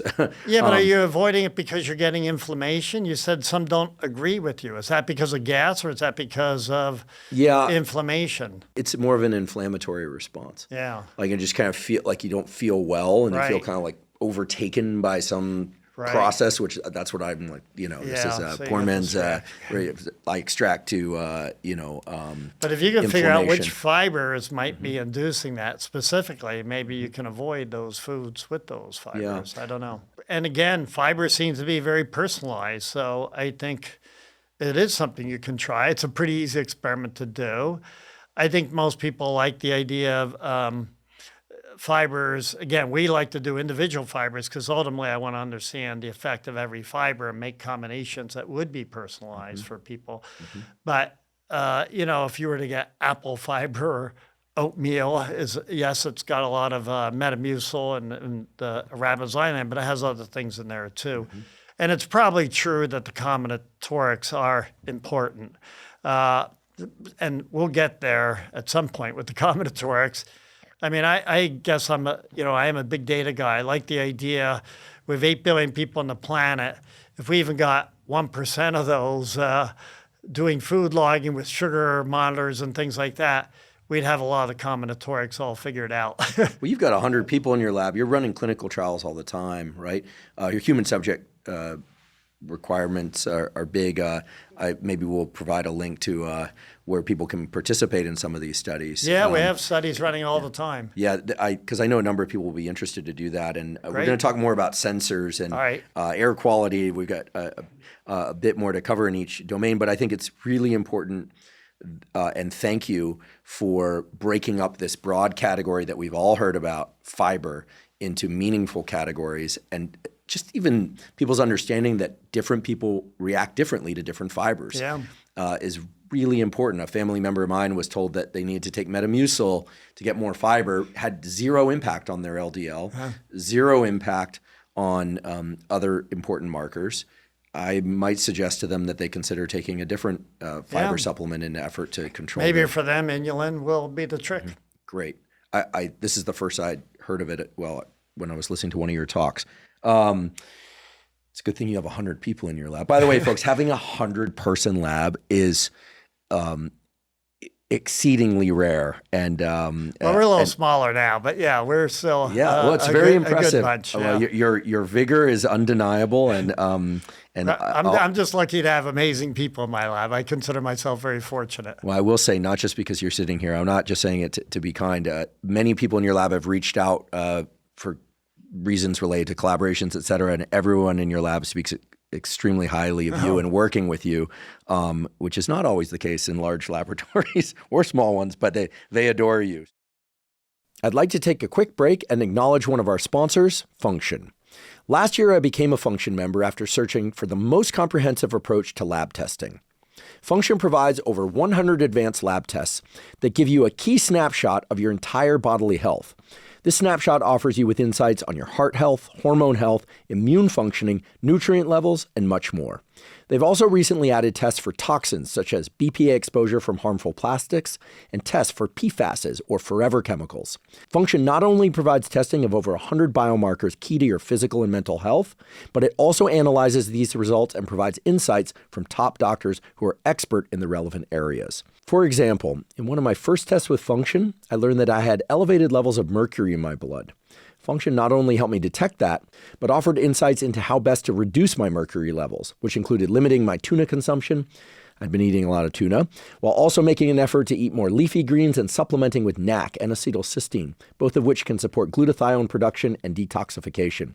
And I should say, by taking a second Function test, that approach worked. Comprehensive blood testing is vitally important. There's so many things related to your mental and physical health that can only be detected in a blood test. The problem is blood testing has always been very expensive and complicated. In contrast, I've been super impressed by Function's simplicity and at the level of cost. It is very affordable. As a consequence, I decided to join their scientific advisory board, and I'm thrilled that they're sponsoring the podcast. If you'd like to try Function, you can go to functionhealth.com/Huberman. Function currently has a wait list of over 250,000 people, but they're offering early access to Huberman podcast listeners. Again, that's functionhealth.com/Huberman to get early access to Function. I'd like to talk about organ aging and organ health as a separable set of features from general aging and general health. I think you were one of the first people that I ever heard say, listen, our organs don't all age at the same rate. Just like most people eventually die because some organ goes first and then it cascades into other things. We need to start thinking about organ health in the same way we think about organ disease. We need to start thinking about organ age as an independent things. Like maybe my liver is much older than my heart at a genetic level, at a functional level. What are your thoughts on this, and how can we start to parse organ age? So I'd like you to comment on that. And also perhaps this idea that we just age linearly is not correct, that maybe there are some cliffs that come about at kind of particular phases of life. Right. Can you talk about these things?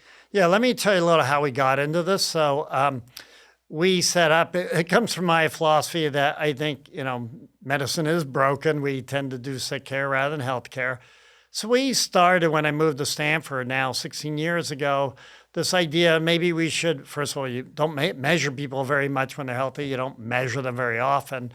So just, it started with me, but the goal was to do a bigger group, which we did, profiling people, collecting as much data as possible while they're healthy. So people would get blood, their microbiome, all urine, and we would take these and do what's called omics measurement. We'd make as many measurements from their blood as possible on top of deep clinical measurements using all these new tools. And we would do it every 3 months, and we do it while they're healthy. If they got ill, like from a viral infection, things like that, we would take more samples to be able to collect more carefully to see what was going on when they first got ill. And so we've been running this study on me now for about 15 and a half years, and for this group of people about almost 12 and a half years. So we've been profiling this group of people. Some have dropped off by now because it takes a lot of energy to be part of that particular study. But anyway, others have come in. And so, we've been running this for some time. And the idea is to see what a healthy profile looks like. How does it change over time, which we interpret as aging? What happens when people first get ill? And we are very enamored by these technologies. In fact, we invented some of them. Our lab did for these omics technologies, like something called RNA-seq, where we can measure all your transcripts, and we have ways of following all your proteins with protein chips and things like that. So our lab did invent a lot of these. So they're called them omics technologies. So it's ways of collecting big data from your blood, your urine, and even your microbiome. And so we basically sequenced people's genome, made all these measurements, and followed them over time. Oh, and I was going to say, we're also curious whether we could use some of these technologies like genome sequencing and, this method for measuring transcripts, RNA-seq things for better, maybe managing people's health. And then we brought in the wearables when they were first fitness trackers. We thought, well, maybe they're a little more interesting than just fitness trackers. So we put them on for health monitoring.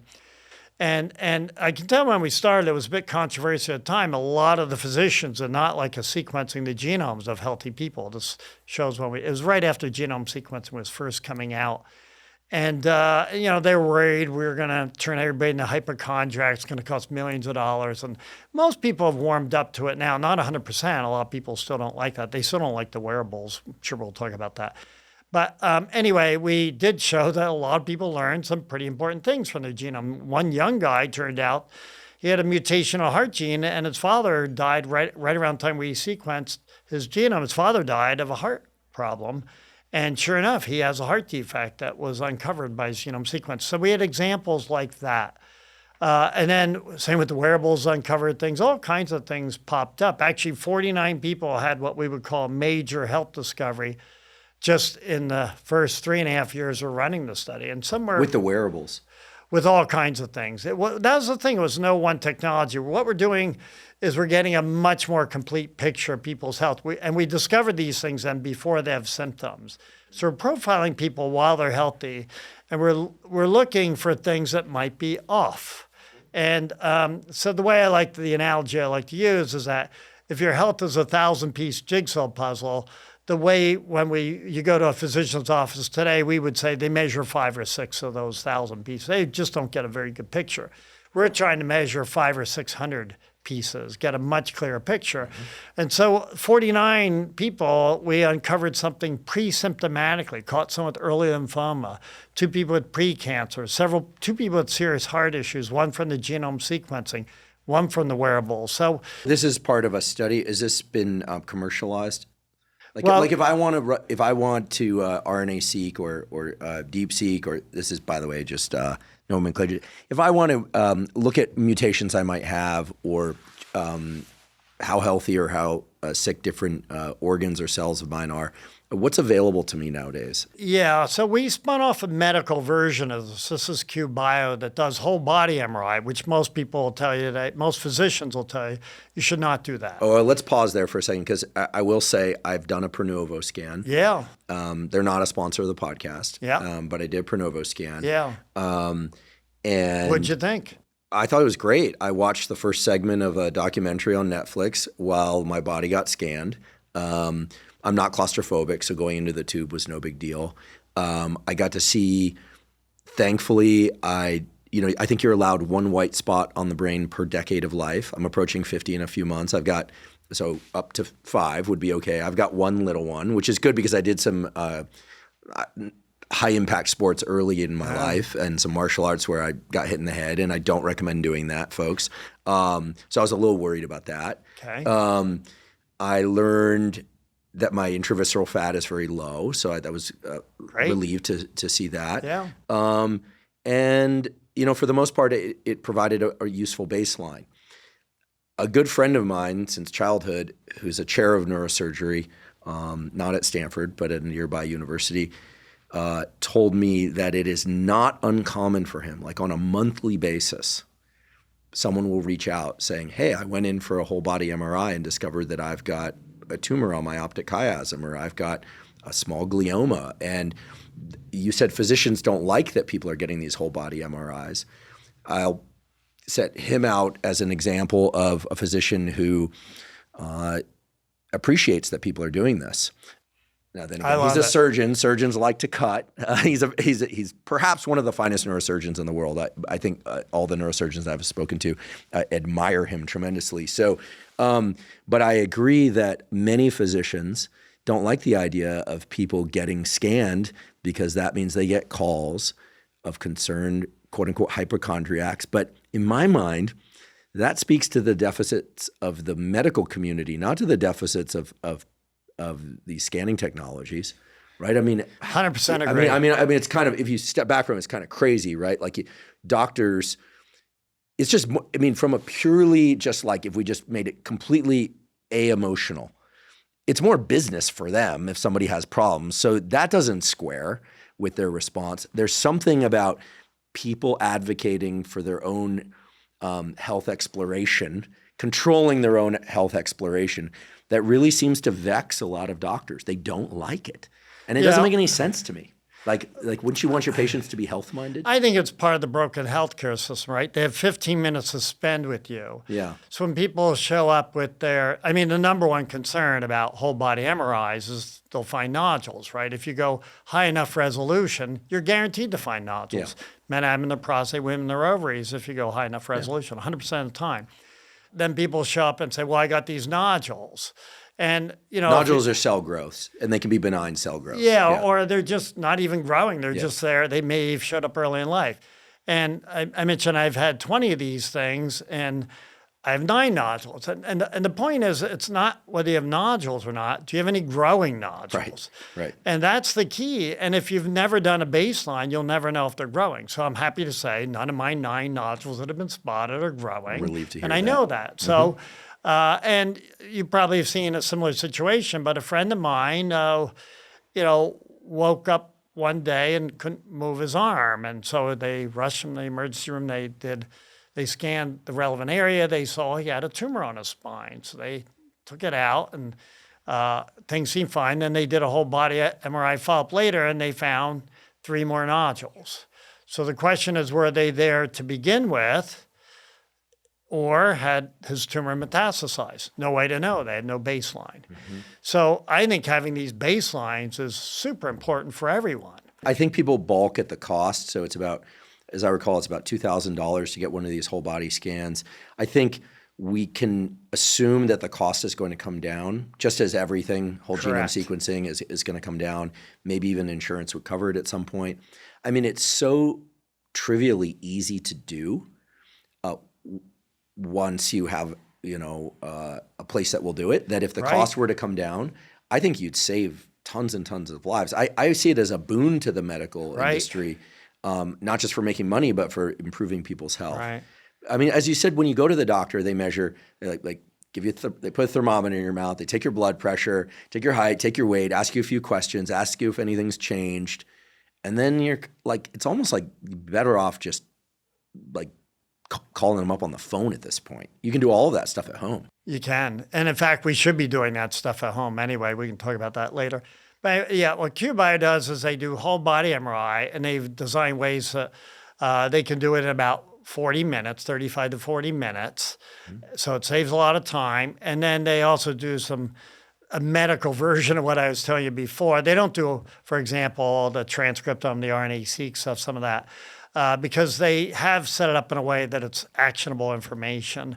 Because you can then take the data to your physician who will know what to do with it. Great. And so, it turns out, just like you're saying, just from the first 100 plus people, they discovered early ovarian cancer, all pre-symptomatically, just like in our study, the 49 people who found their things they found, cardiovascular conditions that are pretty serious. They found even early pancreatic cancer, which is almost never found early. And so they discovered these things, and sometimes it was by the longitudinal measurements, they saw things shift. Sometimes what we call multivariate, they'd see several things shifting. We discovered that in as well. We might see one thing off. And you'd say, well, I don't know. But when you see 3 things all going in the same direction, you worry about that. And a good example is if you go to a physician today and your glucose is high and it's normally been low and it might spike up. They'll say, well, were you ill yesterday or something like that? Oh, that explains it. Let's ignore it. Come back in 2 years, right? And that's just not enough. And that might have been a clue for something big. And we've seen that in our study. We'll see somebody who shifted off their liver enzymes and they'll come to me and say, Mike, I'm still in the normal range even. And this is why we're big on baselines. That's a big theme in our work. Know what your healthy baseline is, like the MRIs. and they'll be running in the low end of a normal range for their liver enzyme, and suddenly it'll double, but still be in the normal range. And they'll call me up and say, hey, what's going on here? I say, I don't know. Why didn't you go get another measurement? Sure enough, then they shift it out of normal. So I think the trajectories of these measurements is key. I think knowing how you're progressing is a big deal. And that's how we think, just like your car, if you see something going off, you want to see it when you catch the first symptoms, not once your car is broken down on the side of the road, the engine's blown up or something. So I think that's how we have to shift medicine. Amen to that. 1,000 times over. Let's talk about some of the sensors you're wearing and what people can monitor now. Yeah. You talked about continuous glucose monitors, and that's non-invasive. I mean, you don't even feel it going in. It's just basically a sticker size thing. But what are some of the other things? Most people are familiar now with sleep tracking. Right. And of course, that's pulling heart rate data and a few other things. But yeah, walk us through what's possible now with non-invasive trackers, and maybe let us know which particular ones you're wearing. This isn't like a promotion of particular products. No, I'm just very curious. You're armed to the teeth with sensors here. So what do you got? I'm a big measurement guy. Yeah, well, you're Stanford faculty after all. All right. So I have my. This is my Fitbit, this is my Apple Watch, and then I happen to have a company that's called Sensomics that has two different, this is a new one they have out, and then the older one. And so they all measure heart rate variability, and reasonably accurate, meaning, not that far off. And so, again, for the listeners, resting heart rate, everybody knows. But heart rate variability is an important measurement, more and more appreciated these days. When you're ill, your variability drops. And both those are fairly accurate these days for most devices. Oh, and I have a ring. This one happens to be a Circle. I used to wear an Oura ring. It's not an Oura ring? Which one is that? It's called Circle. They have their different parameters, so there's no right or wrong to this. Same thing, you have to match it to your lifestyle. Some, you charge them while you're in the shower, they're charged for 5 days, and others you have to charge for an hour and a half to keep it going. So you have to find the one that works best for you. I do think wearing them overnight, it's a great time for health monitoring, so I'm a big fan of that. Anyway, they measure that. Some measure blood oxygen, some of that's accurate, some of it's not accurate, depends on the device. Some measure skin temperature. Again, some of that's accurate, some it's not, depends on the device. They also measure something called galvanic stress response. Some do. That's conductance on your skin. And that is not something we normally measure in a doctor's office, but it turns out it has value for hydration, because when you have drier, like when you're diabetic, you'll have drier skin. And I should have figured this out earlier when I first became diabetic. I got itchy because my skin got dry. Anyway, you can measure that with your smartwatch and get that in real time. The galvanic skin response. Yeah, and also it's a measure of stress. When you're stressed, you sweat more. And so you can pick that up as well with with these devices. So there's a fair number of things. And then some of them you can measure, an EKG, and sleep, of course, super important. Their accuracy for the stages is still questionable. It depends on the device. They're getting better, though. I use an 8 Sleep. And I will look, I'm now in the habit of only looking at the data every few days. Okay. Because I'm doing an experiment on myself where I measure my subjective feelings of rest and alertness and energy and compare it to the data. And the only way to do that properly is to not glance at the data first thing in the morning. Okay. Right? Because it just biases how you feel. Right. Our colleague, Ali Crum at Stanford, has done some nice experiments where they tell people after a genuinely poor night's sleep, they got a great sleep, or they tell people after a great night's sleep, they got poor sleep, and they show them a sleep score and they give them some data, and it's false data, basically. And people's levels of alertness, well-being, et cetera, are strongly biased by what they are told their sleep was like as opposed to what it was actually like. This is a big deal. Right, and I think speaks to all the beautiful studies that Ali's done, because she finds stuff like this all the time in nutrition and well-being, and these mindset effects are really powerful. So I look at my sleep data maybe once every 2 or 3 days. Right. And I'm constantly striving to get more REM sleep. By the way, warming your sleeping environment in the last 2 hours of sleep will dramatically increase the amount of REM sleep you get. I learned that trick from Matt Walker, and it works spectacularly well. I'll have to give it a try. Yeah, Matt taught me that trick, and I'm getting close to 2.5 hours of REM sleep now. Wow. And I only sleep about 6.5, 7 hours to feel rested. Nice. So it's pretty spectacular. And I thank Matt. I got to try it. I thank Matt for that tip. It's one of my biggest weaknesses. I don't sleep that well. Yeah, so cool bed in the beginning I do of the that. night, and then the opposite toward morning. Interesting. And so Matt taught me that trick, and it's like, whoa, it's that completely. Is so cool. I now emerge from sleep feeling so much better. Right. Unless I was having a disturbing dream, in which case you got to go think about something else. But in any case, the sleep trackers, right, on the 8 Sleep, because the tracker is stationary, it's fixed to the mattress. My understanding is that it's more accurate than if the tracker is on a limb where you could be moving, because that will disrupt sleep stage measurement. But I don't know if that's actually true or not. I don't know. I haven't measured it, and I haven't looked at the data on that. Okay. Yeah. So what about HRV?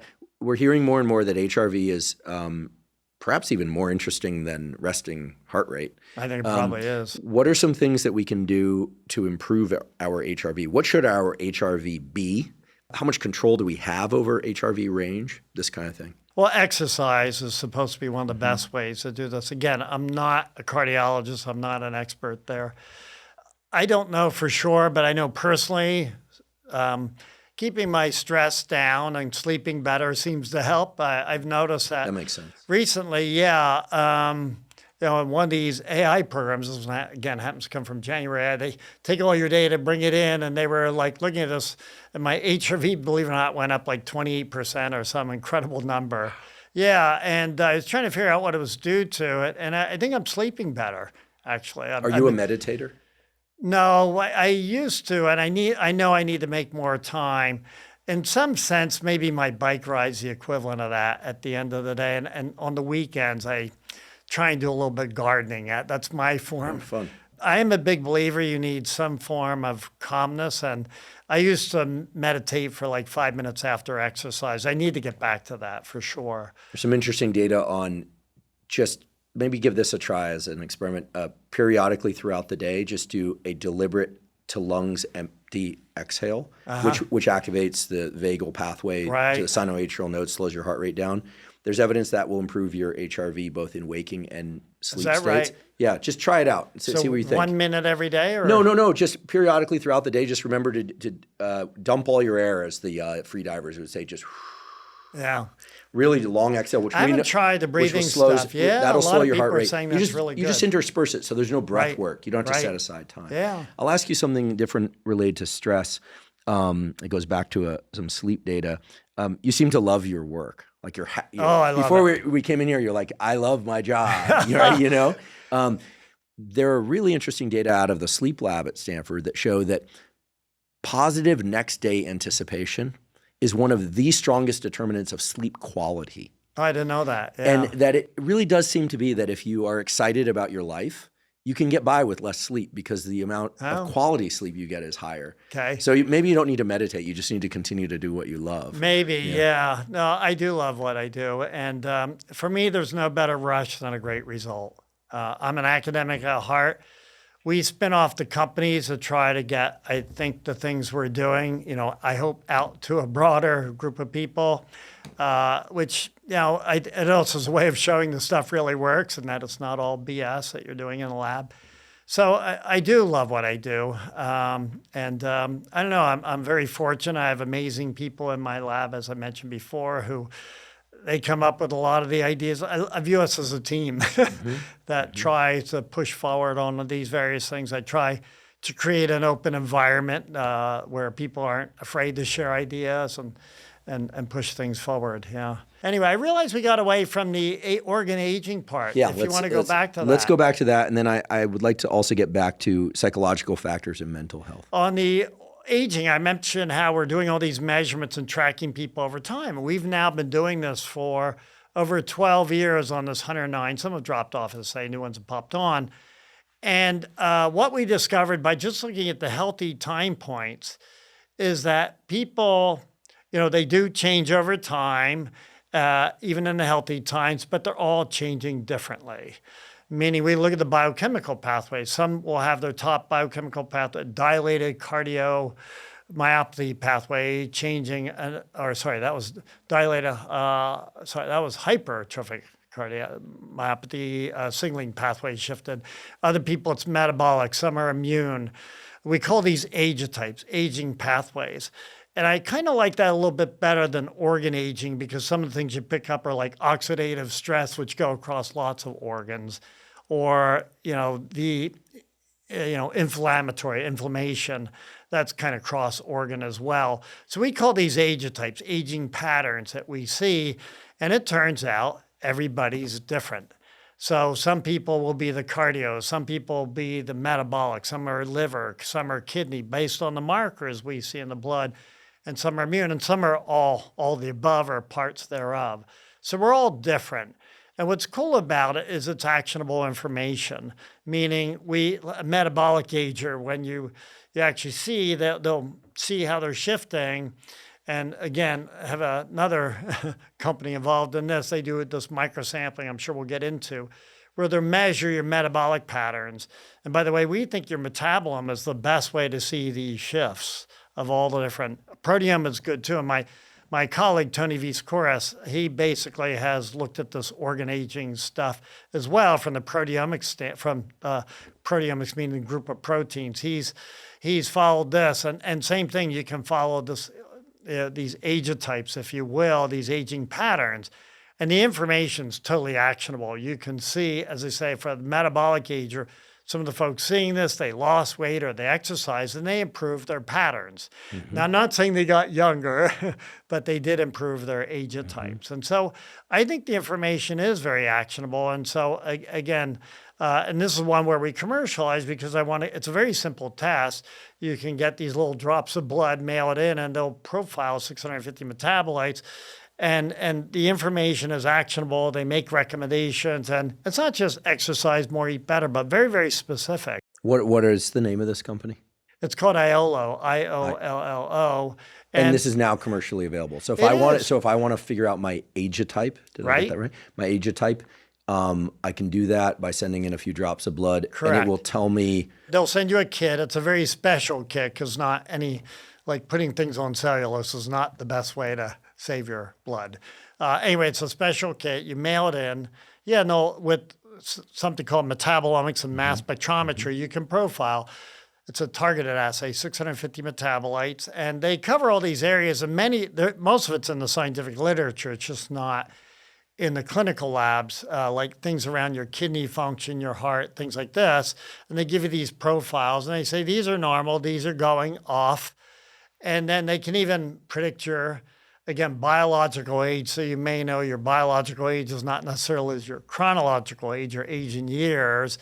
And if things are off in maybe a not so good direction, you can actually take action. You can say, well, all right, my inflammation's fine, but my heart age is off. And they can give you very specific recommendations to do around that. Or if it's kidney, again, same thing. Maybe eat more of certain things and avoid other things. Cool. I'm gonna try it. So let's talk about biological age, because I think the first time I heard about the concept of measuring one's biological age versus chronological age was from David Sinclair when he was referencing Horvath clocks. That was some years ago. And then, of course, Brian Johnson likes to boast his biological age. He has a biological age competition, I think, online with some folks. And then there are also folks like my friend Peter Attia, who will be very direct in telling you that he doesn't think much of biological age when it's a number to assess whole body age. He's like, I won't use the words that he uses, but he doesn't think it's worth anything at all, frankly, as a measure. But here you're talking about something distinctly different. You're talking about the progression of aging of different organs or different organ systems. I think the Horvath clocks are correct, meaning they do measure biological age, but the problem is it's not actionable. What do you do? Your methylation pattern, that's a modification of DNA, has shifted, and it gives you an overall value. Well, what do you do with that? You don't No, you wouldn't. Yeah. And they can predict something called grim age these days, your time to death, your mortality. Oh, nice. Same thing. I mean, what are you going to do with that? What's special about the ageotypes is that they're breaking it down. And so they say, all right, your immune age is off, you can do X. Your other, your oxidative stress is off, you do Y. So it's basically actionable information. So I think it makes all the difference. And it conceptually makes a lot of sense too. It's like your car. I know I keep coming back to that analogy, but your car gets older, but certain parts wear out first. You don't, well, maybe some people do. They replace their whole car, but generally you would fix the parts that are wearing, and ideally you'd catch it before they break. And I think that's how we think of ageotypes. You can go in. And so I mentioned this company earlier, Iola. What they do is they're tracking your ageotypes because they're doing these deep metabolic profiles. And they actually they use AI, they pull in things and make very specific recommendations. And then you can, they'll tell you exact foods to eat and things like that. And 95% of people improve their markers. Again, I'm not going to say they're getting younger, but at least they're improving their metabolic markers in the right direction. And so it's actionable information, and it makes a lot of sense. How powerful a role do genetics play in determining potential lifespan? Shortly before starting this discussion, I looked at the chart of longest living humans. They're all deceased now, but I think the record is 122 years and some change. And some people think she may have cheated, but it's not clear. Oh, really? That was a French woman. Yeah, that's right. 120 plus or minus 5 years seems to be kind of what people consider a spectacularly long life. Yeah, that's right. Yeah. And that does seem to be the cap. And so, most of our research is built around extending health span. It is the case that for lifespan in general, it's estimated to be about 16% of your lifespan's due to genetics. 1/6. That's it. Yeah. Now there's a big error bar on that. That comes from twin studies and family studies. So although it's thought that for people who live to be 100 or older, then it might be higher. Some people have said 60%. So to live to be really long, you may need good genes in general, but there's still a lot there, right? There's another 40% that's due to lifestyle. But for the average person, it's only 1/6. So your lifestyle is by far your biggest factor. And you look at people in these blue zones, these areas where there's an enrichment for people who live to be 100 or more. They have several things in common. One is they tend to eat a diet with not much ultra-processed foods or processed foods in general. And generally, they tend to be towards the Mediterranean vegan kind of diet. They eat animal proteins, as I understand, but it's more fish and chicken. Yeah, that's correct. And less red meat. Yeah, and they're eating a lot of vegetables. Yes, for sure. And getting fiber through that as well. And then they tend to have, they're fairly active, but their form of activity can vary. And they have really good social networks. So either through family or through community networks. And so that's pretty clear. My prediction is they probably sleep pretty well too. I don't know if that's been as well measured as the other parameters. So I think you do need all of those things if you want to live a long, healthy life. And that, that weight may vary from one person to the next. And I think that's the kind of thing we want to look at. Again, I view people as a combination of things. They're genetics, they're epigenetics. I don't know if I told you all the details of when I became diabetic. It was predicted from my genome. Atul Butte actually predicted this from something called a polygenic risk score, these ways of analyzing genomes. And I'm at the extreme end. It doesn't work for most people, by the way, but I'm at the extreme end that worked for me. So he predicted I was high risk for diabetes. But I didn't become diabetic until after a viral infection. It's a very strong correlation. And because I measure myself a lot, I figured this out as respiratory syncytial virus, which actually, it's not that common in adults. It's more common now. But anyway, I was literally in bed, which is a little unusual for me. And I got a very high temperature, and I wound up several weeks later becoming diabetic. It's very fascinating because we actually looked at the modification of my DNA. It's called DNA methylation. It actually shifted in something like 100 metabolic genes in their control regions called the promoters. And so the thought is that I was genetically at risk, and then in combination with this viral infection, it's environmental, that's what triggered my diabetes. Now, I don't think that's true of most people. We're tracking people, I may have mentioned. In the first part of the study, we saw 9 people become diabetic as we've been tracking them, and 7 gradually became diabetic, as though it was, accumulation of something. But 2 people, one of which was me, something triggered it, meaning it kind of got there and stayed. It wasn't just a transient spike. And so how often you get these they're called epigenetic modifications happening is not so clear, but it's now the case, you may know, with COVID, 2 to 4% of people are becoming diabetic after a COVID infection. So it's not unreasonable to think that they're having epigenetic changes like me. It hasn't been measured. That's something we'd like to pursue. But the effects of these viral infections and stuff, you may know a lot of people get something called chronic fatigue syndrome after some adverse, say, pathogen. It's not always clear what's causing it. It seems to be different for different people.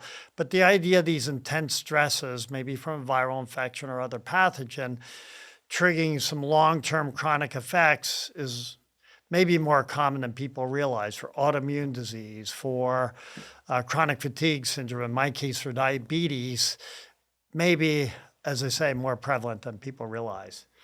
It's so interesting to think about viral infections setting off a bunch of things that are acute, like rise in temperature, GI tract disruption, et cetera. But then, as you said, longer-term changes in genes related to metabolism, inflammation, and other pathways, setting a predisposition, a genetic predisposition in motion, kind of like flicking the domino that was already kind of tilted. Yeah.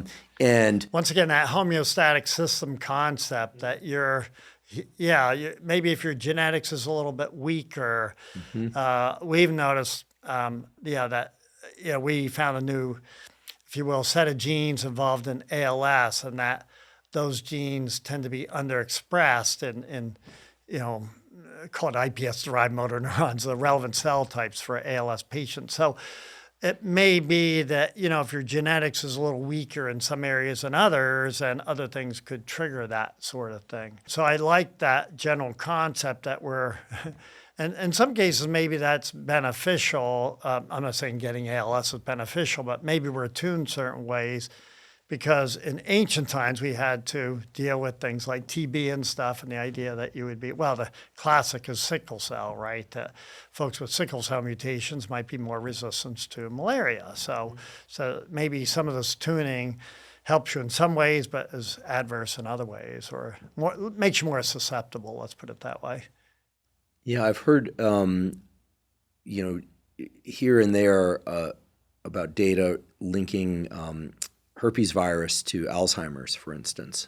And you could imagine how it might not be directly related to the symptoms or the pathology of herpes virus, but that something about the neural inflammation caused on the trigeminal nerve, which is where the herpes virus lives. That's why people get cold sores. This is HSV1, right. Which is very common. Right. I think, and most people just combat it and they don't get cold sores. Sure. But that something about the inflammation of that trigeminal nerve pathways, maybe it breaches the blood-brain barrier in certain people, and then it sets off a cascade that we eventually call Alzheimer's. Right. I mean, so these correlations, because that's really all that they are. Correct. And these multifactorial, I think that the way you described it earlier is the best way. If you have a 1,000-piece jigsaw puzzle, you want to know which pieces are slightly out of alignment or missing entirely. But what we call diseases like Alzheimer's or autism or diabetes, presumably are different combinations of puzzle pieces missing. I think so. And I think until now, medicine and the general public has been trained to think of disease as like those puzzle pieces are missing. And that's what we call Alzheimer's. That's what we call autism. That's what we call diabetes. And what I'm realizing in talking to you today is that that's far too simplistic. Yeah, I mean, there Like, are it can't cases. It can't be that simple. That's correct. A good example would be Huntington's, right, where you have an expansion of a specific genetic locus. There are elements that shift there. And that's highly associated with Huntington's. Those would be single condition things that trigger it. And that does happen, but that's not most disease. That's more the exception than the rule. And by the way, even in those cases, there are people that escape it. Oh, you have escapers. Yeah, who have somehow escaped that. Not always understood, although they may hold clues to perhaps how others could be helped.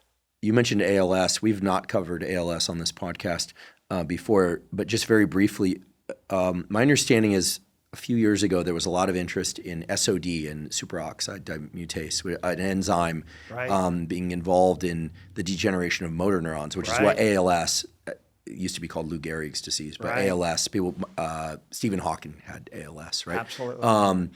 What is the role of superoxide dismutase, and is there anything protective in terms of behavior, supplementation, drugs that people can take to protect themselves against neurodegeneration of motor neurons or central neurons? You know, we talk a lot about what to do once it's started, but there's not a lot of discussion about how to protect your neurons just as a general theme, like protect the health of your neurons by doing or taking X. Right. Well, first of all, I'm not an ALS expert. This is where my genetics came in. We came up with new ways of analyzing genomes. And we applied it to ALS for reasons we thought might work. Here I just had an amazing postdoc, Saizong, and a great collaborator, Jonathan Cooper-Knock, who basically sort of said, Mike, this is a great problem to apply these new methods we had for analyzing. So there were 7 genes known, and we wound up finding 690 genes. And that's true with these new AI methods we have for analyzing genomes. And it explains a lot more what's called the heritability of the disease. And then, that's how I got into it. But I mean, there still is no cure for ALS. And how to modify lifestyle, I don't know, but I do know I'm on sabbatical at UC Irvine right now. And there's, people who are trying to take this sort of thing on. We'll see how well it works. It is clear there is a study that if you over-exercise, that's worse for you for ALS. But whether that helps you predict, I don't know.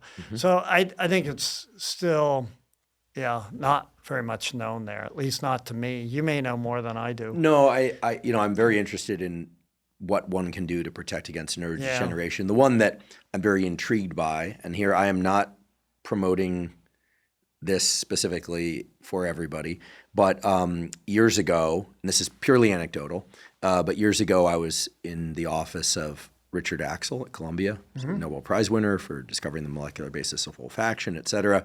And I observed what many people had told me I would observe, which is that he chewed no fewer than like 6 pieces of Nicorette in a 90-minute meeting. And I asked him, I said, what's the deal? And he said, well, I used to smoke, but I don't smoke because it causes cancer, but I like the nicotine for the cognitive stimulation. And he looked at me and he said, and it's protective against Parkinson's and Alzheimer's. I said, really? And he goes, yeah, read up about it. And indeed, I went and looked, and it does seem to be neuroprotective. Now, it also raises blood pressure. It's highly habit-forming / addictive. Most people I know that take 2 milligrams of a nicotine gum or a pouch suddenly are taking 4, 6, 8. Then they're taking a canister every 2 days. Like It's very habit-forming very fast. So it's not something I recommend. But I'm very intrigued by the idea of this substance, nicotine, when it's not smoked, vaped, dipped or snuffed, that it might actually be neuroprotective. Richard's a molecular biologist by training. He's not somebody who just says stuff when it comes to science. Sometimes he just says stuff. He's kind of known to be kind of an outrageous guy.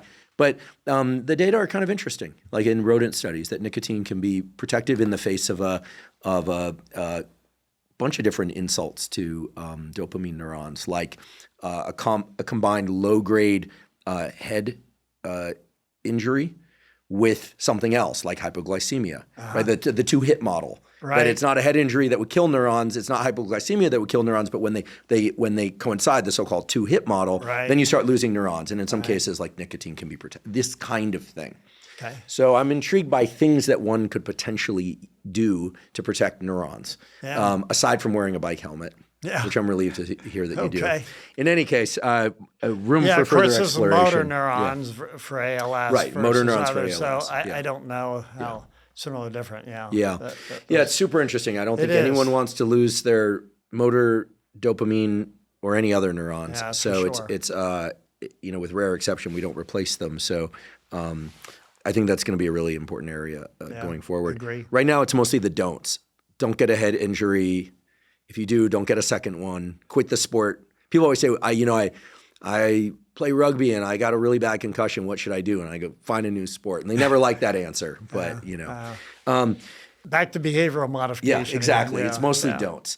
I'd like to talk about some things that might seem a little bit more in the esoteric realm. Okay. Let's start with low esoteric, but still in the kind of area that now people are talking about, which used to be considered kind of woo, which is air quality. Yeah. Everyone agrees pollution is bad.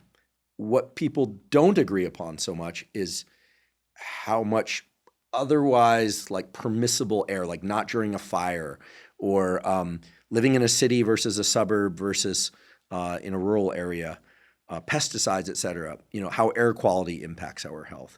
You've got a device on the table that literally is measuring. How's our air quality in here, by the way? You're good. You're at PM 2.5 at 3, PM 10 of 4. Okay. Yeah, which is very low, by the way. We've turned off the AC for recording purposes. I see. Afterwards, we tend to ventilate. It was one earlier, so it's let in. But we had fires here in LA not long ago. Right. How? Probably would have gotten to 200, maybe more. I mean, it was dreadful. Yeah. It was really bad. Probably, yeah. And a lot of people and animals are still suffering symptoms, So what's the logic behind this device? And I imagine you brought it here for a reason.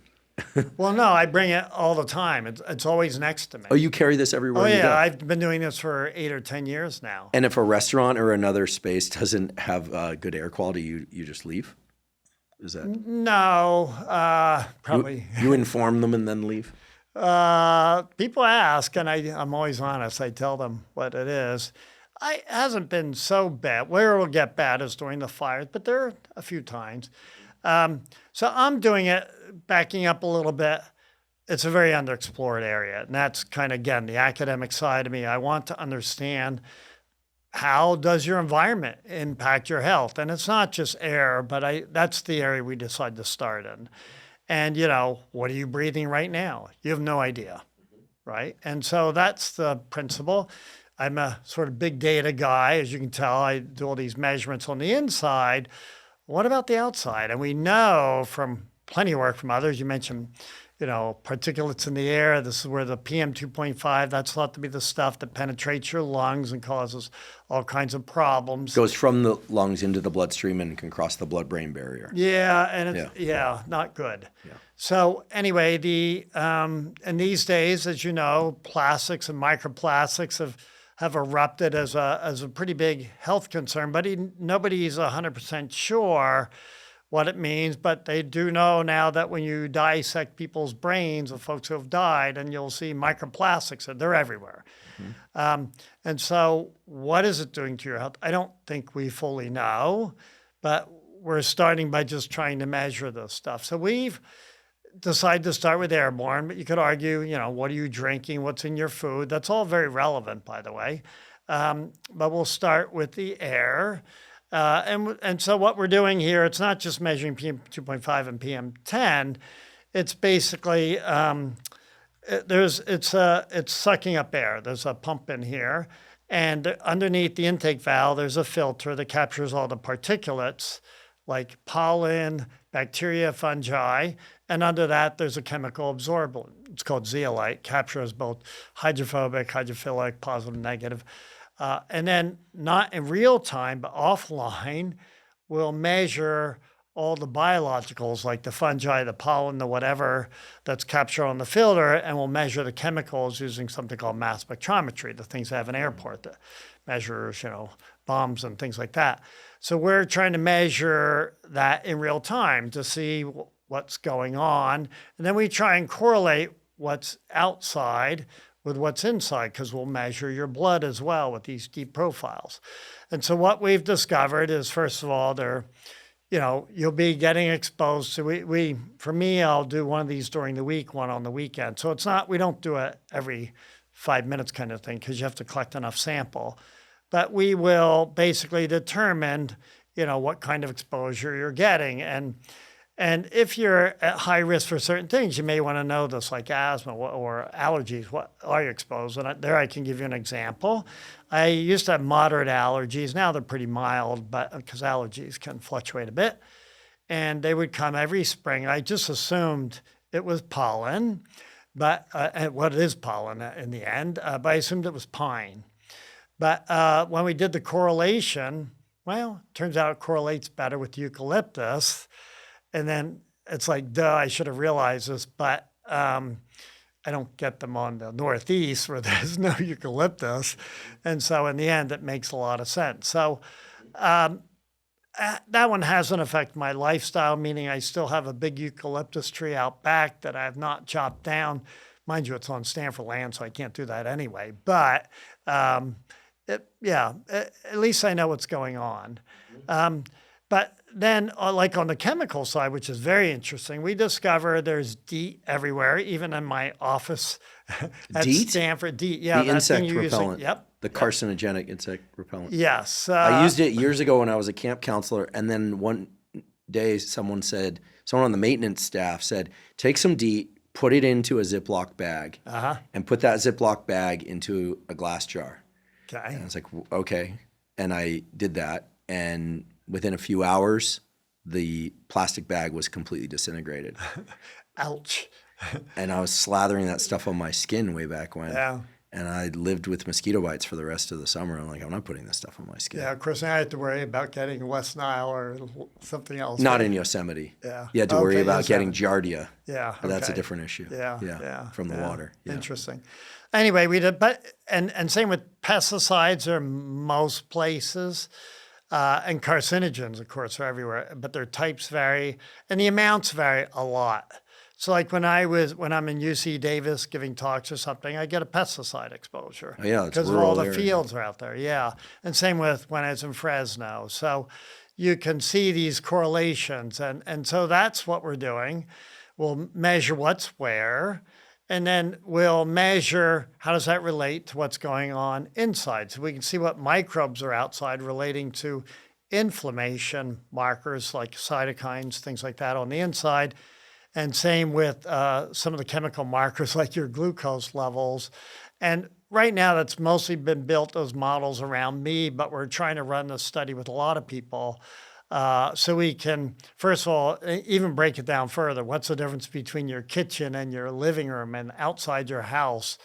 And the same thing, how does that relate to some of the levels of key markers, your metabolites, your inflammatory markers? So we want to correlate that. And we know studies from others have shown, right, pesticides correlate with Parkinson's and things like this. So we want to see what's going on there. I can tell you some fun stuff that we just made. Again, these are all correlations. Now we do something called mediation analysis. It can let you get a little better about causality, not proof in many cases, but a better idea. Anyway, here's a fun thing we discovered. We found a correlation between something called pyridine, which used to be common in paints, and it's in other places too.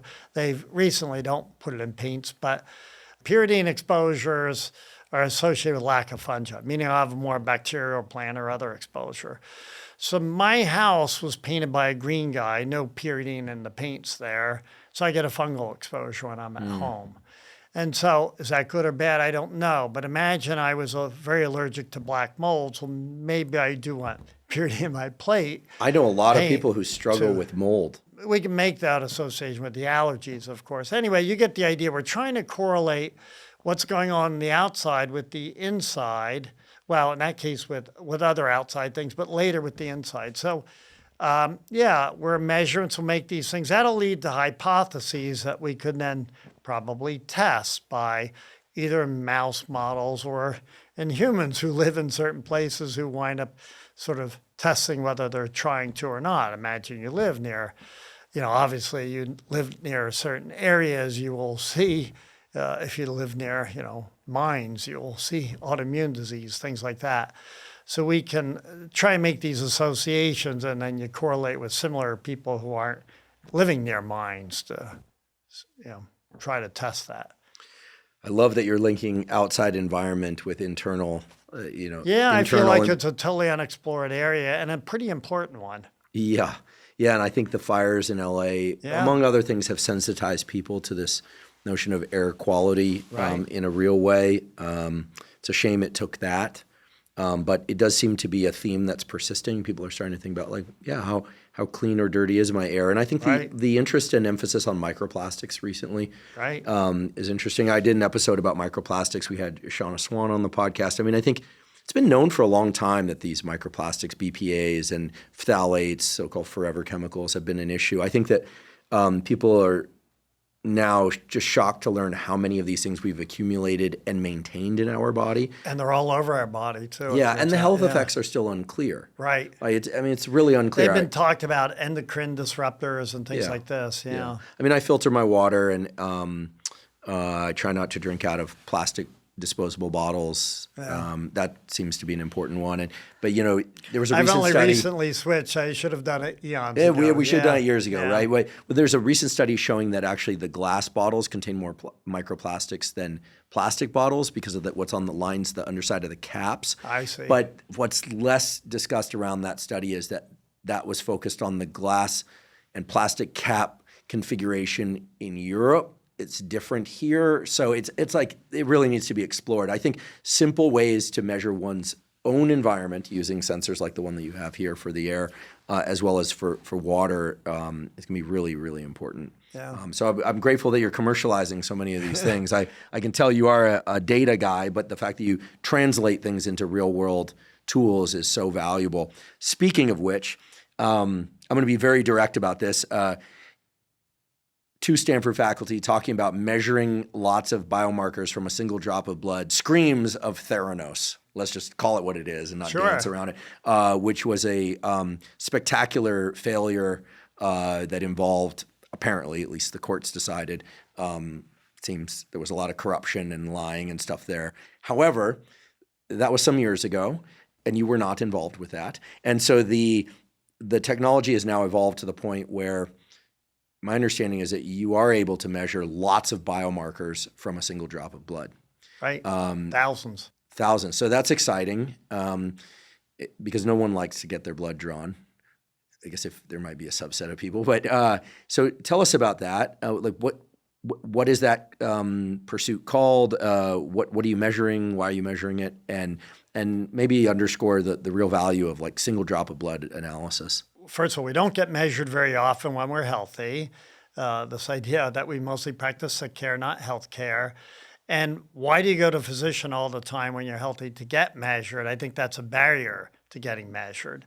So can we come up with more, facile ways of measuring people? The wearables are obviously one, and they're perfect because they're passive monitoring and continuous, so you're really collecting a lot of data just in the background. I mean, the inconvenience is wearing them, charging these things.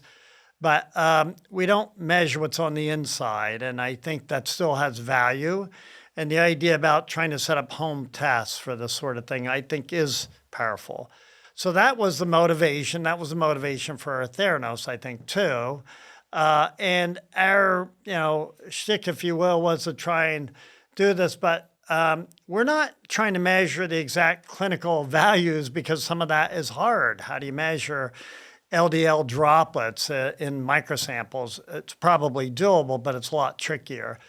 We were just trying to, it fits with our idea of doing deep data profiles on little drops of blood. And the key is to find a format that would keep the analytes, as we call them, the molecules stable.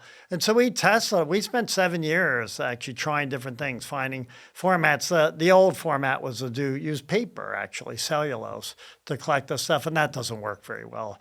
The analytes oxidize, it's a mess. And so ultimately, we test a lot of things out there. We were trying to invent a few of our own. And the net result was we did settle on some that were out there, tested them.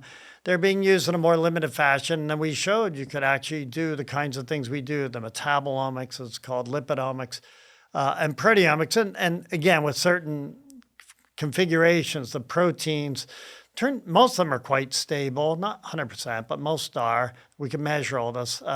Metabolites, same thing. Most are lipids, some are, some aren't. So we figured out which ones are, which ones aren't, and then we basically did just that. We showed you could do this, did fun experiments. Like in my case, we took a sample every hour for 7 straight days to try and correlate. Around the clock?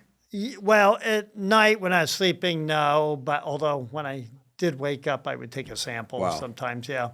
No, it's just a drop. Yeah, not so great for sleep disruption, I suppose. But anyway, and the idea there was to correlate, what's going on with, and I was wearing a CGM and a smartwatch, so I could follow activity, doing food logging, all that sort of stuff.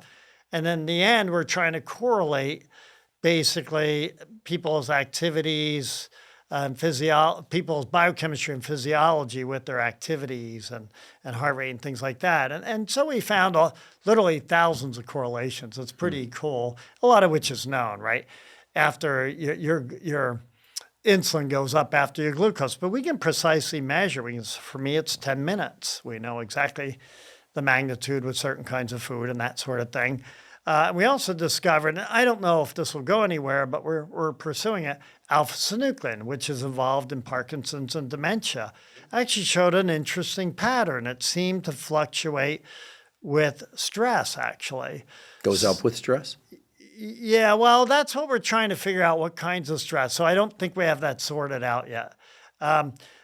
Yeah, so anyway, I'll leave it at that because we don't have it all sorted. But so that's the thing. We're trying to measure that, see exactly what it correlates with, and then maybe that's a useful assay for trying to manage that and therefore push off dementia. That's the hypothesis. No guarantee that's right.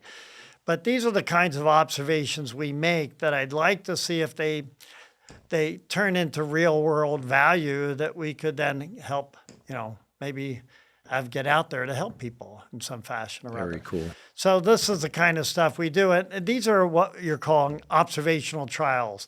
Take deep data measurements on people to better see what's going on, make hypotheses, and then, ideally roll it out into the real world. I love it. Well, let's go further into what most people consider kind of esoteric, at least in this half of the world, but it's not really esoteric at all. It has tremendous precedent, which is acupuncture. Okay. I think for people who know, acupuncture makes perfect sense as something that would be a valuable tool, right? Thousands of years of data and practice, less known about mechanism. But Chu-Fu Ma's lab at Harvard in recent years has been studying how different needle configurations impact different organs. That's in mouse models, but different inflammatory molecules or anti-inflammatory molecules. So there's some mechanistic data starting to come out. You have an interesting story about acupuncture and perhaps what it can offer or not offer in terms of health support. I'm down on sabbatical at UC Irvine with Shaista Malik, who runs an integrative health institute where they bring in nutrition, exercise, and things like acupuncture to try to better manage people's health and lives. And it's been very fascinating for me because they're doing it on the clinical side. I'm kind of a big data measurement guy, and so I want to see what's going on, and if there's ways that make sense to collaborate. And as you point out, acupuncture has been around for 3,000 years or some incredible number. There must be something to it, right? People use it a lot for pain and apparently for fertility and other things as well. Yeah, it's shown to be effective in a number of domains. And I've had quote unquote standard MDs, including our director of pain medicine, Sean Mackey, on this podcast, who's like, yep, there is evidence acupuncture can work. And there are plenty of people who swear by it. And she uses it for blood pressure, okay? For blood pressure management.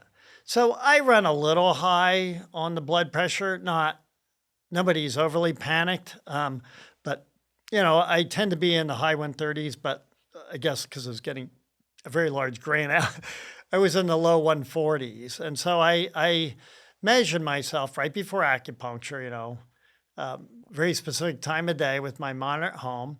And I was running 140 over the low 80s, something like 82, 83, did, 5 measurements.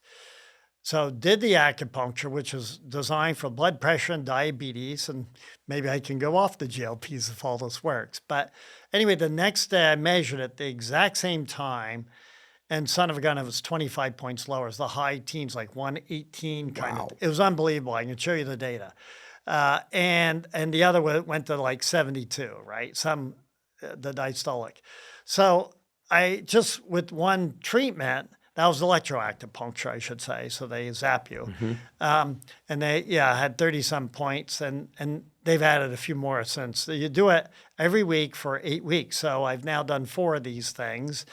And I can tell you that my blood pressure stayed low. It's running in this high 110s, maybe 120, which is pretty good, roughly where you want to be. And the other is always around maybe 74. So it's like, it was never running like that before. I can show you my data. That's great. It's pretty incredible. So it does seem to be working now. How long does it last? I'm only halfway through my treatments. I don't know, but I will track all this stuff, right? So I'm a responder, no question, to this treatment. I love hearing it. I haven't done acupuncture in years, so you have done it? Yeah, years ago when I was a postdoc, stressful time in my life, and then a junior professor, also stressful time in my life. A lot of uncertainty, writing grants and things of that sort.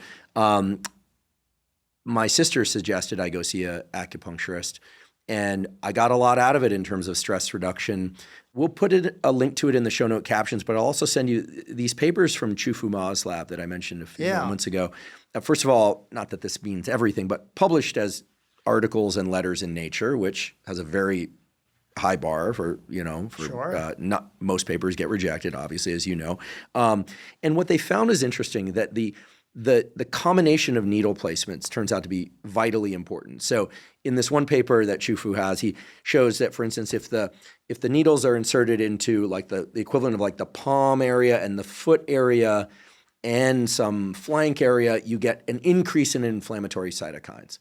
Whereas if you change that combination, you get a decrease in inflammatory cytokines. But what's really beautiful about these papers is he maps it to specific output from the spleen, regulated by the vagus nerve, regulated by these receptors at the level of the skin. So mechanistically, it all makes sense. It's just that these thousands of years of charts and data that have been collected in humans, clinical practice has never been parsed mechanistically. Right. So I'm 100% a believer that there's a mechanistic basis, that it's not just all placebo. Right. Some of it might be placebo, right, much like some of the GLP appetite suppression might be placebo, but a lot of it probably isn't. So in any case, I'm a fan of the rigorous exploration of things that have been thought to work for many, many years. And it's always gratifying when you see, here's a mechanism that makes sense. It really does work. So, I go into this stuff completely open. It may not work. And I don't know. I didn't even, she said, first of all, she said, well, just try acupuncture. I wasn't even sure what kind she was going to try. So in the end, she said, we'll do blood pressure and diabetes. Now they've added on some stress points as well. And I don't consider myself, I'm probably in a high-stress job, but I don't consider myself a very stressful person. You don't seem stressed. Yeah, I think I generally handle it all right. But anyway, they're putting all these things on me, and I didn't know what was going to, 24 hours later, is it going to work? Or I don't know. But the data, that was a pretty big jump, right? Speaking of fun and things that are, at least on the face of them, kind of out there, I have one final question, which is, my understanding is a few years ago, your laboratory was involved in looking at big data sets, genomics, proteomics, et cetera, from people who had attended a Tony Robbins event. I don't know what the control condition was. And I only know this because I believe it was a postdoc or a student in your lab had reached out about some protocols that we had going in my lab in collaboration with the psychiatry department. Could you describe the contour of this study? And I realize it's not published yet, but if there were any preliminary findings that you could share with us, I think that would be interesting.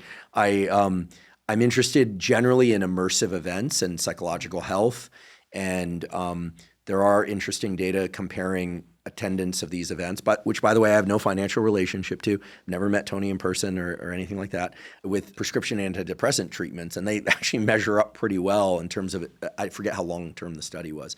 So I'm generally an open person when it comes to ideas. What was the study and what did you find? Maybe to put it in context, so this all started when a postdoc joined my lab, was very interested in mental health and knowing that we're good at measurements and the idea. And I thought about it a lot, and I realized that we don't measure mental health very well, right? Surveys are still the gold standards for most things. And so how do you know if you're getting better? You do more surveys. That whole concept is very unsatisfying to me.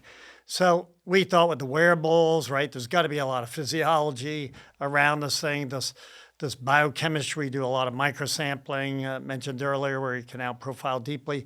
So we thought we could bring this kind of stuff maybe, and it's a growing area in the lab. I'm very interested in this because I feel like there's a lot going on in the mental health space. It's just unexplored. And the biggest problem is we just don't have good biomarkers.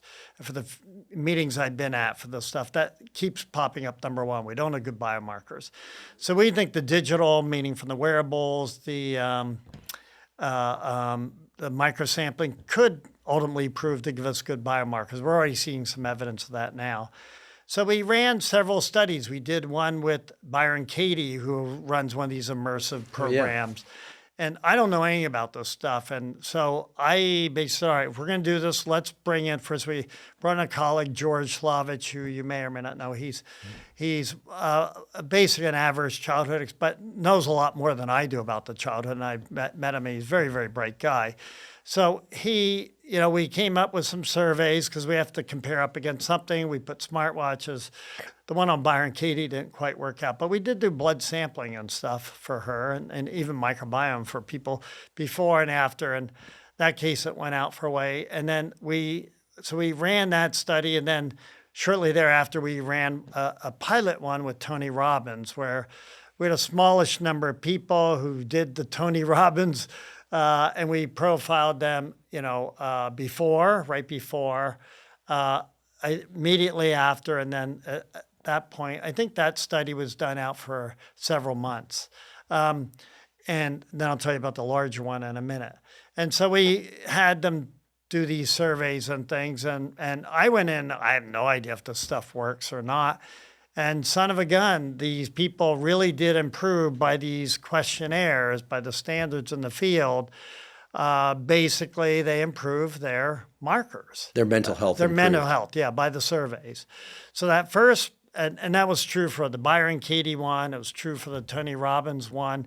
And the Byron Katie one, we now have some of the omics data back, and they do seem to improve in their inflammatory markers as well. So we have some data there. That's not yet published. Her stuff, for people that aren't familiar, and this is a very top contour thing, is a lot of reframing, as I understand, through language, testing assumptions, challenging internal beliefs, external beliefs. I'm just scratching the surface, and I'm probably getting some of it wrong. But just for those that don't know who Byron Katie is, whereas Tony Robbins, I think more people are familiar with. Those are very immersive events. There's a lot of high energy activity, also some breath work stuff done. It's supposed to be very intense. I've never done it myself. Almost like self-hypnosis type stuff, where people direct themselves down a memory that's very painful, memory that's very positive, a lot of somatic stuff. I mean, there's a wide palette there. But anyway, hopefully that gives a little more context for people. So anyway, we did see a positive result on the pilot study, and that was 27 people. I may have the number wrong, but it's a small number. And then we now have done a follow-up. And, I should say, actually, for the first one, actually went out even further now. They have some additional data points. But in the follow-up, there we did a much bigger one at 600, almost 700 people who went through Tony Robbins. And then we had another set of people who didn't do Tony Robbins, who we also profiled. And same thing, they say they wore smartwatches. We had to scramble to get the IRB approval. It's always a rate-limiting step. So we didn't get as many wearables on folks ahead of time, but we did the microsampling. We did do all the surveys. And we have a battery of wellness surveys. It wouldn't be official depression scores and things, but they're things about, are you depressed and anxiety and burnout and all kinds of stuff. So it's a series of questionnaires. They did it before, they did it immediately after, 1 month, 3 months, 6 months, 1 year. And it's a pretty sizable study now. Like I say, it's almost 700 people who did it, 700 people who were controls. But I will say the caveat is they're not randomly assigned because the people who did it, signed up for it. And the people who didn't do it, well, they did it separate. So that's the only caveat that I see. But the bottom line is the ones who did do it, once again, they improved in like virtually all these things, anxiety, depression. Significantly, yeah. And we have just put together a paper on the psychological part now. And then we're still doing the omics stuff. So we actually did the microsampling I mentioned earlier, where they gave samples before for not everybody signed up for that, but it's like 130, 140 people who did the microsampling before immediately after each of those same time points. And so we will see that data is still coming in, and hopefully we'll know in a few months. But at least on the survey stuff, these people did all improve, and that control group, which was separate, did not. And it is significant, so I'm sure we'll put the paper up on either BioArchive, which is this preprint thing, or can even send you a copy. I'll see if my person who's been running that's up for that. So anyway, yeah, it does work. It's pretty amazing, actually. So again, not everybody's in the so-called depressed state or whatever. It kind of worked out half and half, and their values all improved. Not 100%, but pretty darn most of them. It sort of surprised me, and we didn't, obviously in the control group, we didn't see anything, so it looks pretty good. Wow. Well, I love how you are willing to explore these sorts of things. People have asked me, Mike, what the hell are you doing here? And I said, I don't know. Let's take it. Like thousands of people do this stuff. Yeah. Shouldn't somebody look at this? I think the answer is yes. I know people who I would characterize as highly motivated generally toward their health and careers, et cetera, relationships, who had pain points of struggle in one or several domains of life, or just were in a kind of a aimless part of life or struggling with something, who went and did these one of these immersive seminars and reported, and it does seem from the outside as well to be positively transformed. Right. They continue to do the work on their own. That's correct. They continue to do practices that they learned there on their own. Right. Seems to be an important component. But, I think what's exciting about these kinds of experiments and conversations to me is that whereas 5 years ago, certainly 10 years ago, any discussion about, let's just think about some of the themes that we've touched on, right? Breath work, long exhales slow your heart rate. We know that. It's the respiratory sinus arrhythmia increases HRV. We know that, right? I asked you about meditation. You don't meditate, but exercise. Well, I used to, yeah. And I'd like to get back to it. Certainly there are data to support it. Absolutely. Yeah. Resistance training. I'm about to turn 50, as I mentioned. When I was in high school, the only people who did weightlifting were bodybuilders, people going off to the military, or preseason football players. They told us it would turn to fat if we stopped and we shouldn't weight train, right? We know that's completely false. Everyone should weight train. Women should weight train. Men should weight train. Especially as you get old, right? Yeah. Byron Katie, Tony Robbins have entered the conversation. Their work, that is, acupuncture. You're parsing diabetes into these subcategories or phenotypes. We're no longer talking about fiber as a single thing. You've now divided that into separable, actionable paths for addressing one's health, improving one's health. And so, this really just brings me to what I've, been thinking more and more as I've read your work and certainly after today's conversation, which is that I'm so grateful that somebody like you, who is into big data. You like numbers. You like statistics. You like proteomics, genomics, RNA-seq. This is serious science that you're willing to look at what's out there, what people are doing, what they're willing to do, and ask, what are the things to avoid? What are the things to do more of? And really customizing it for people's needs. I think it's truly important / heroic work, because it really would take somebody in your position, at least until very recently, you were chair of the Department of Genetics, but you're a professor of genetics, trained at Caltech and all these places, to really embrace, these different directions in health with serious mechanistic reductionist approaches, but then be able to step back and say, here's what I do, here's what people are doing, here's what seems to help, here's what we don't know. And there seems to be basically no limit to what you're willing to explore using these highly rigorous tools. So I just want to really extend my gratitude. And I know the gratitude that people who listen to this and have watched this are surely feeling, because things have been very siloed up until recently. And you're one of the people I really see as putting sand and hopefully concrete between those silos, because this notion of health and health practice is really just one thing, and we need to be less siloed. So thank you for doing that. Oh, sure. I think you bring up a good point. I think we're trained to be siloed. That's part of the problem as you go through graduate school and things like that. Even medicine, right? You have people trained in very specific areas, so they never look at the whole. Yet we know, again, that we are homeostatic systems that involves all these different things. And you'll never solve it. Like I like to say when I got, because everybody on my father's side has died of heart problems, and I used to have high cholesterol until I went on statins. I'm on PCSK9 inhibitors, and they're amazing. My heart guy would tell me, well, you need to raise your statins. He didn't think it was low enough. He said, well, when I do that, my glucose goes up. And that's very textbook, by the way. And I finally called him. I said, look, your job is to stop me from getting a heart attack, but you don't care if I have all these other complications, right? And I would say the same to the diabetes people. I'd say, well, you're trying to control my glucose, but some of these other things. And I just don't think that's the right way you want to look at people. We need to bring in all the data, all these things. We've touched on these points about genetics and epigenetics and lifestyle. And I think the whole, communication side, the whole socialization, very understudied. I also like it from the academic side, because when you go into these areas where you don't know anything, even when you stumble around, you're going to learn something. So that's kind of how I view our work in mental health and now socialization, I hope. So I just hope that we can learn some kind of cool stuff that will be useful. And then I think now we're in an amazing position, right, where the tools with AI, because no one person can do this, right? You don't want a doctor who doesn't use AI. Now you want someone who can pull in all that information.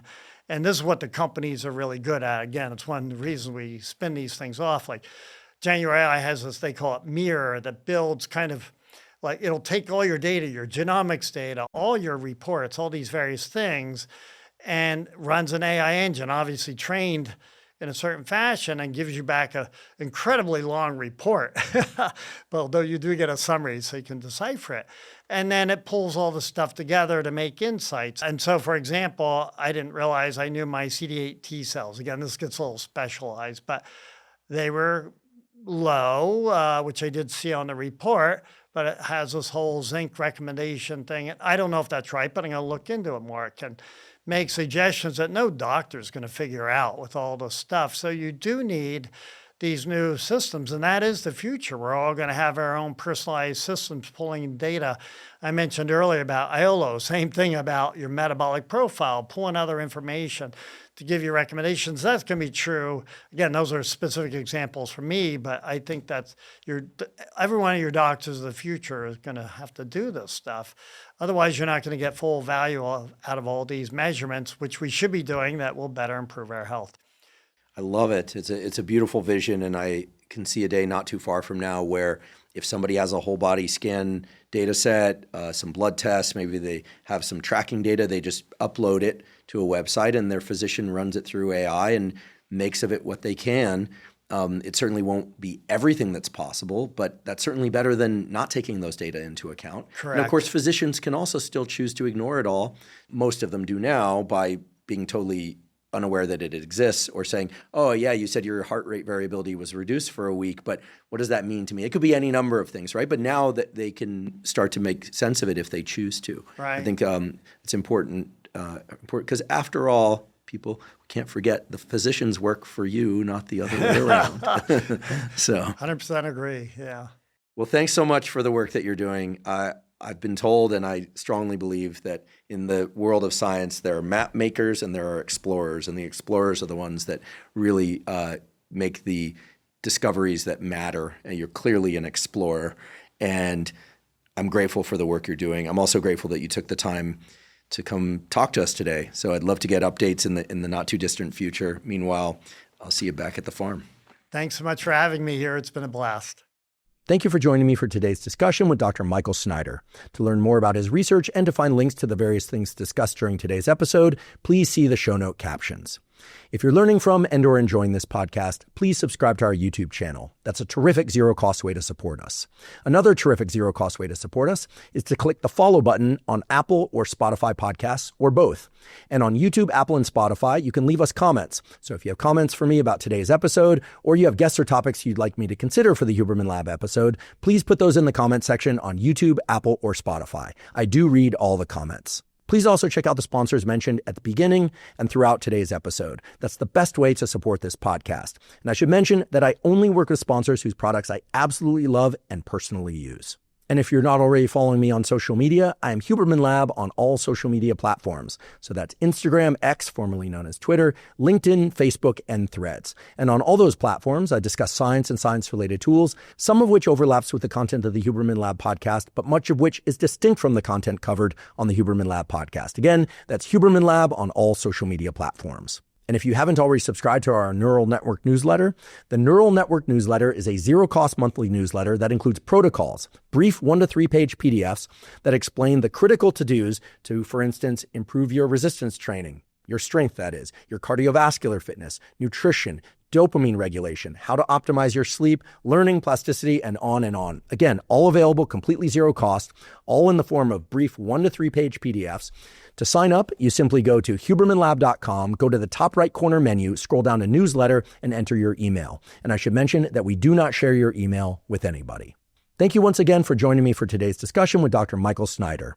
And last, but certainly not least, thank you for your interest in science.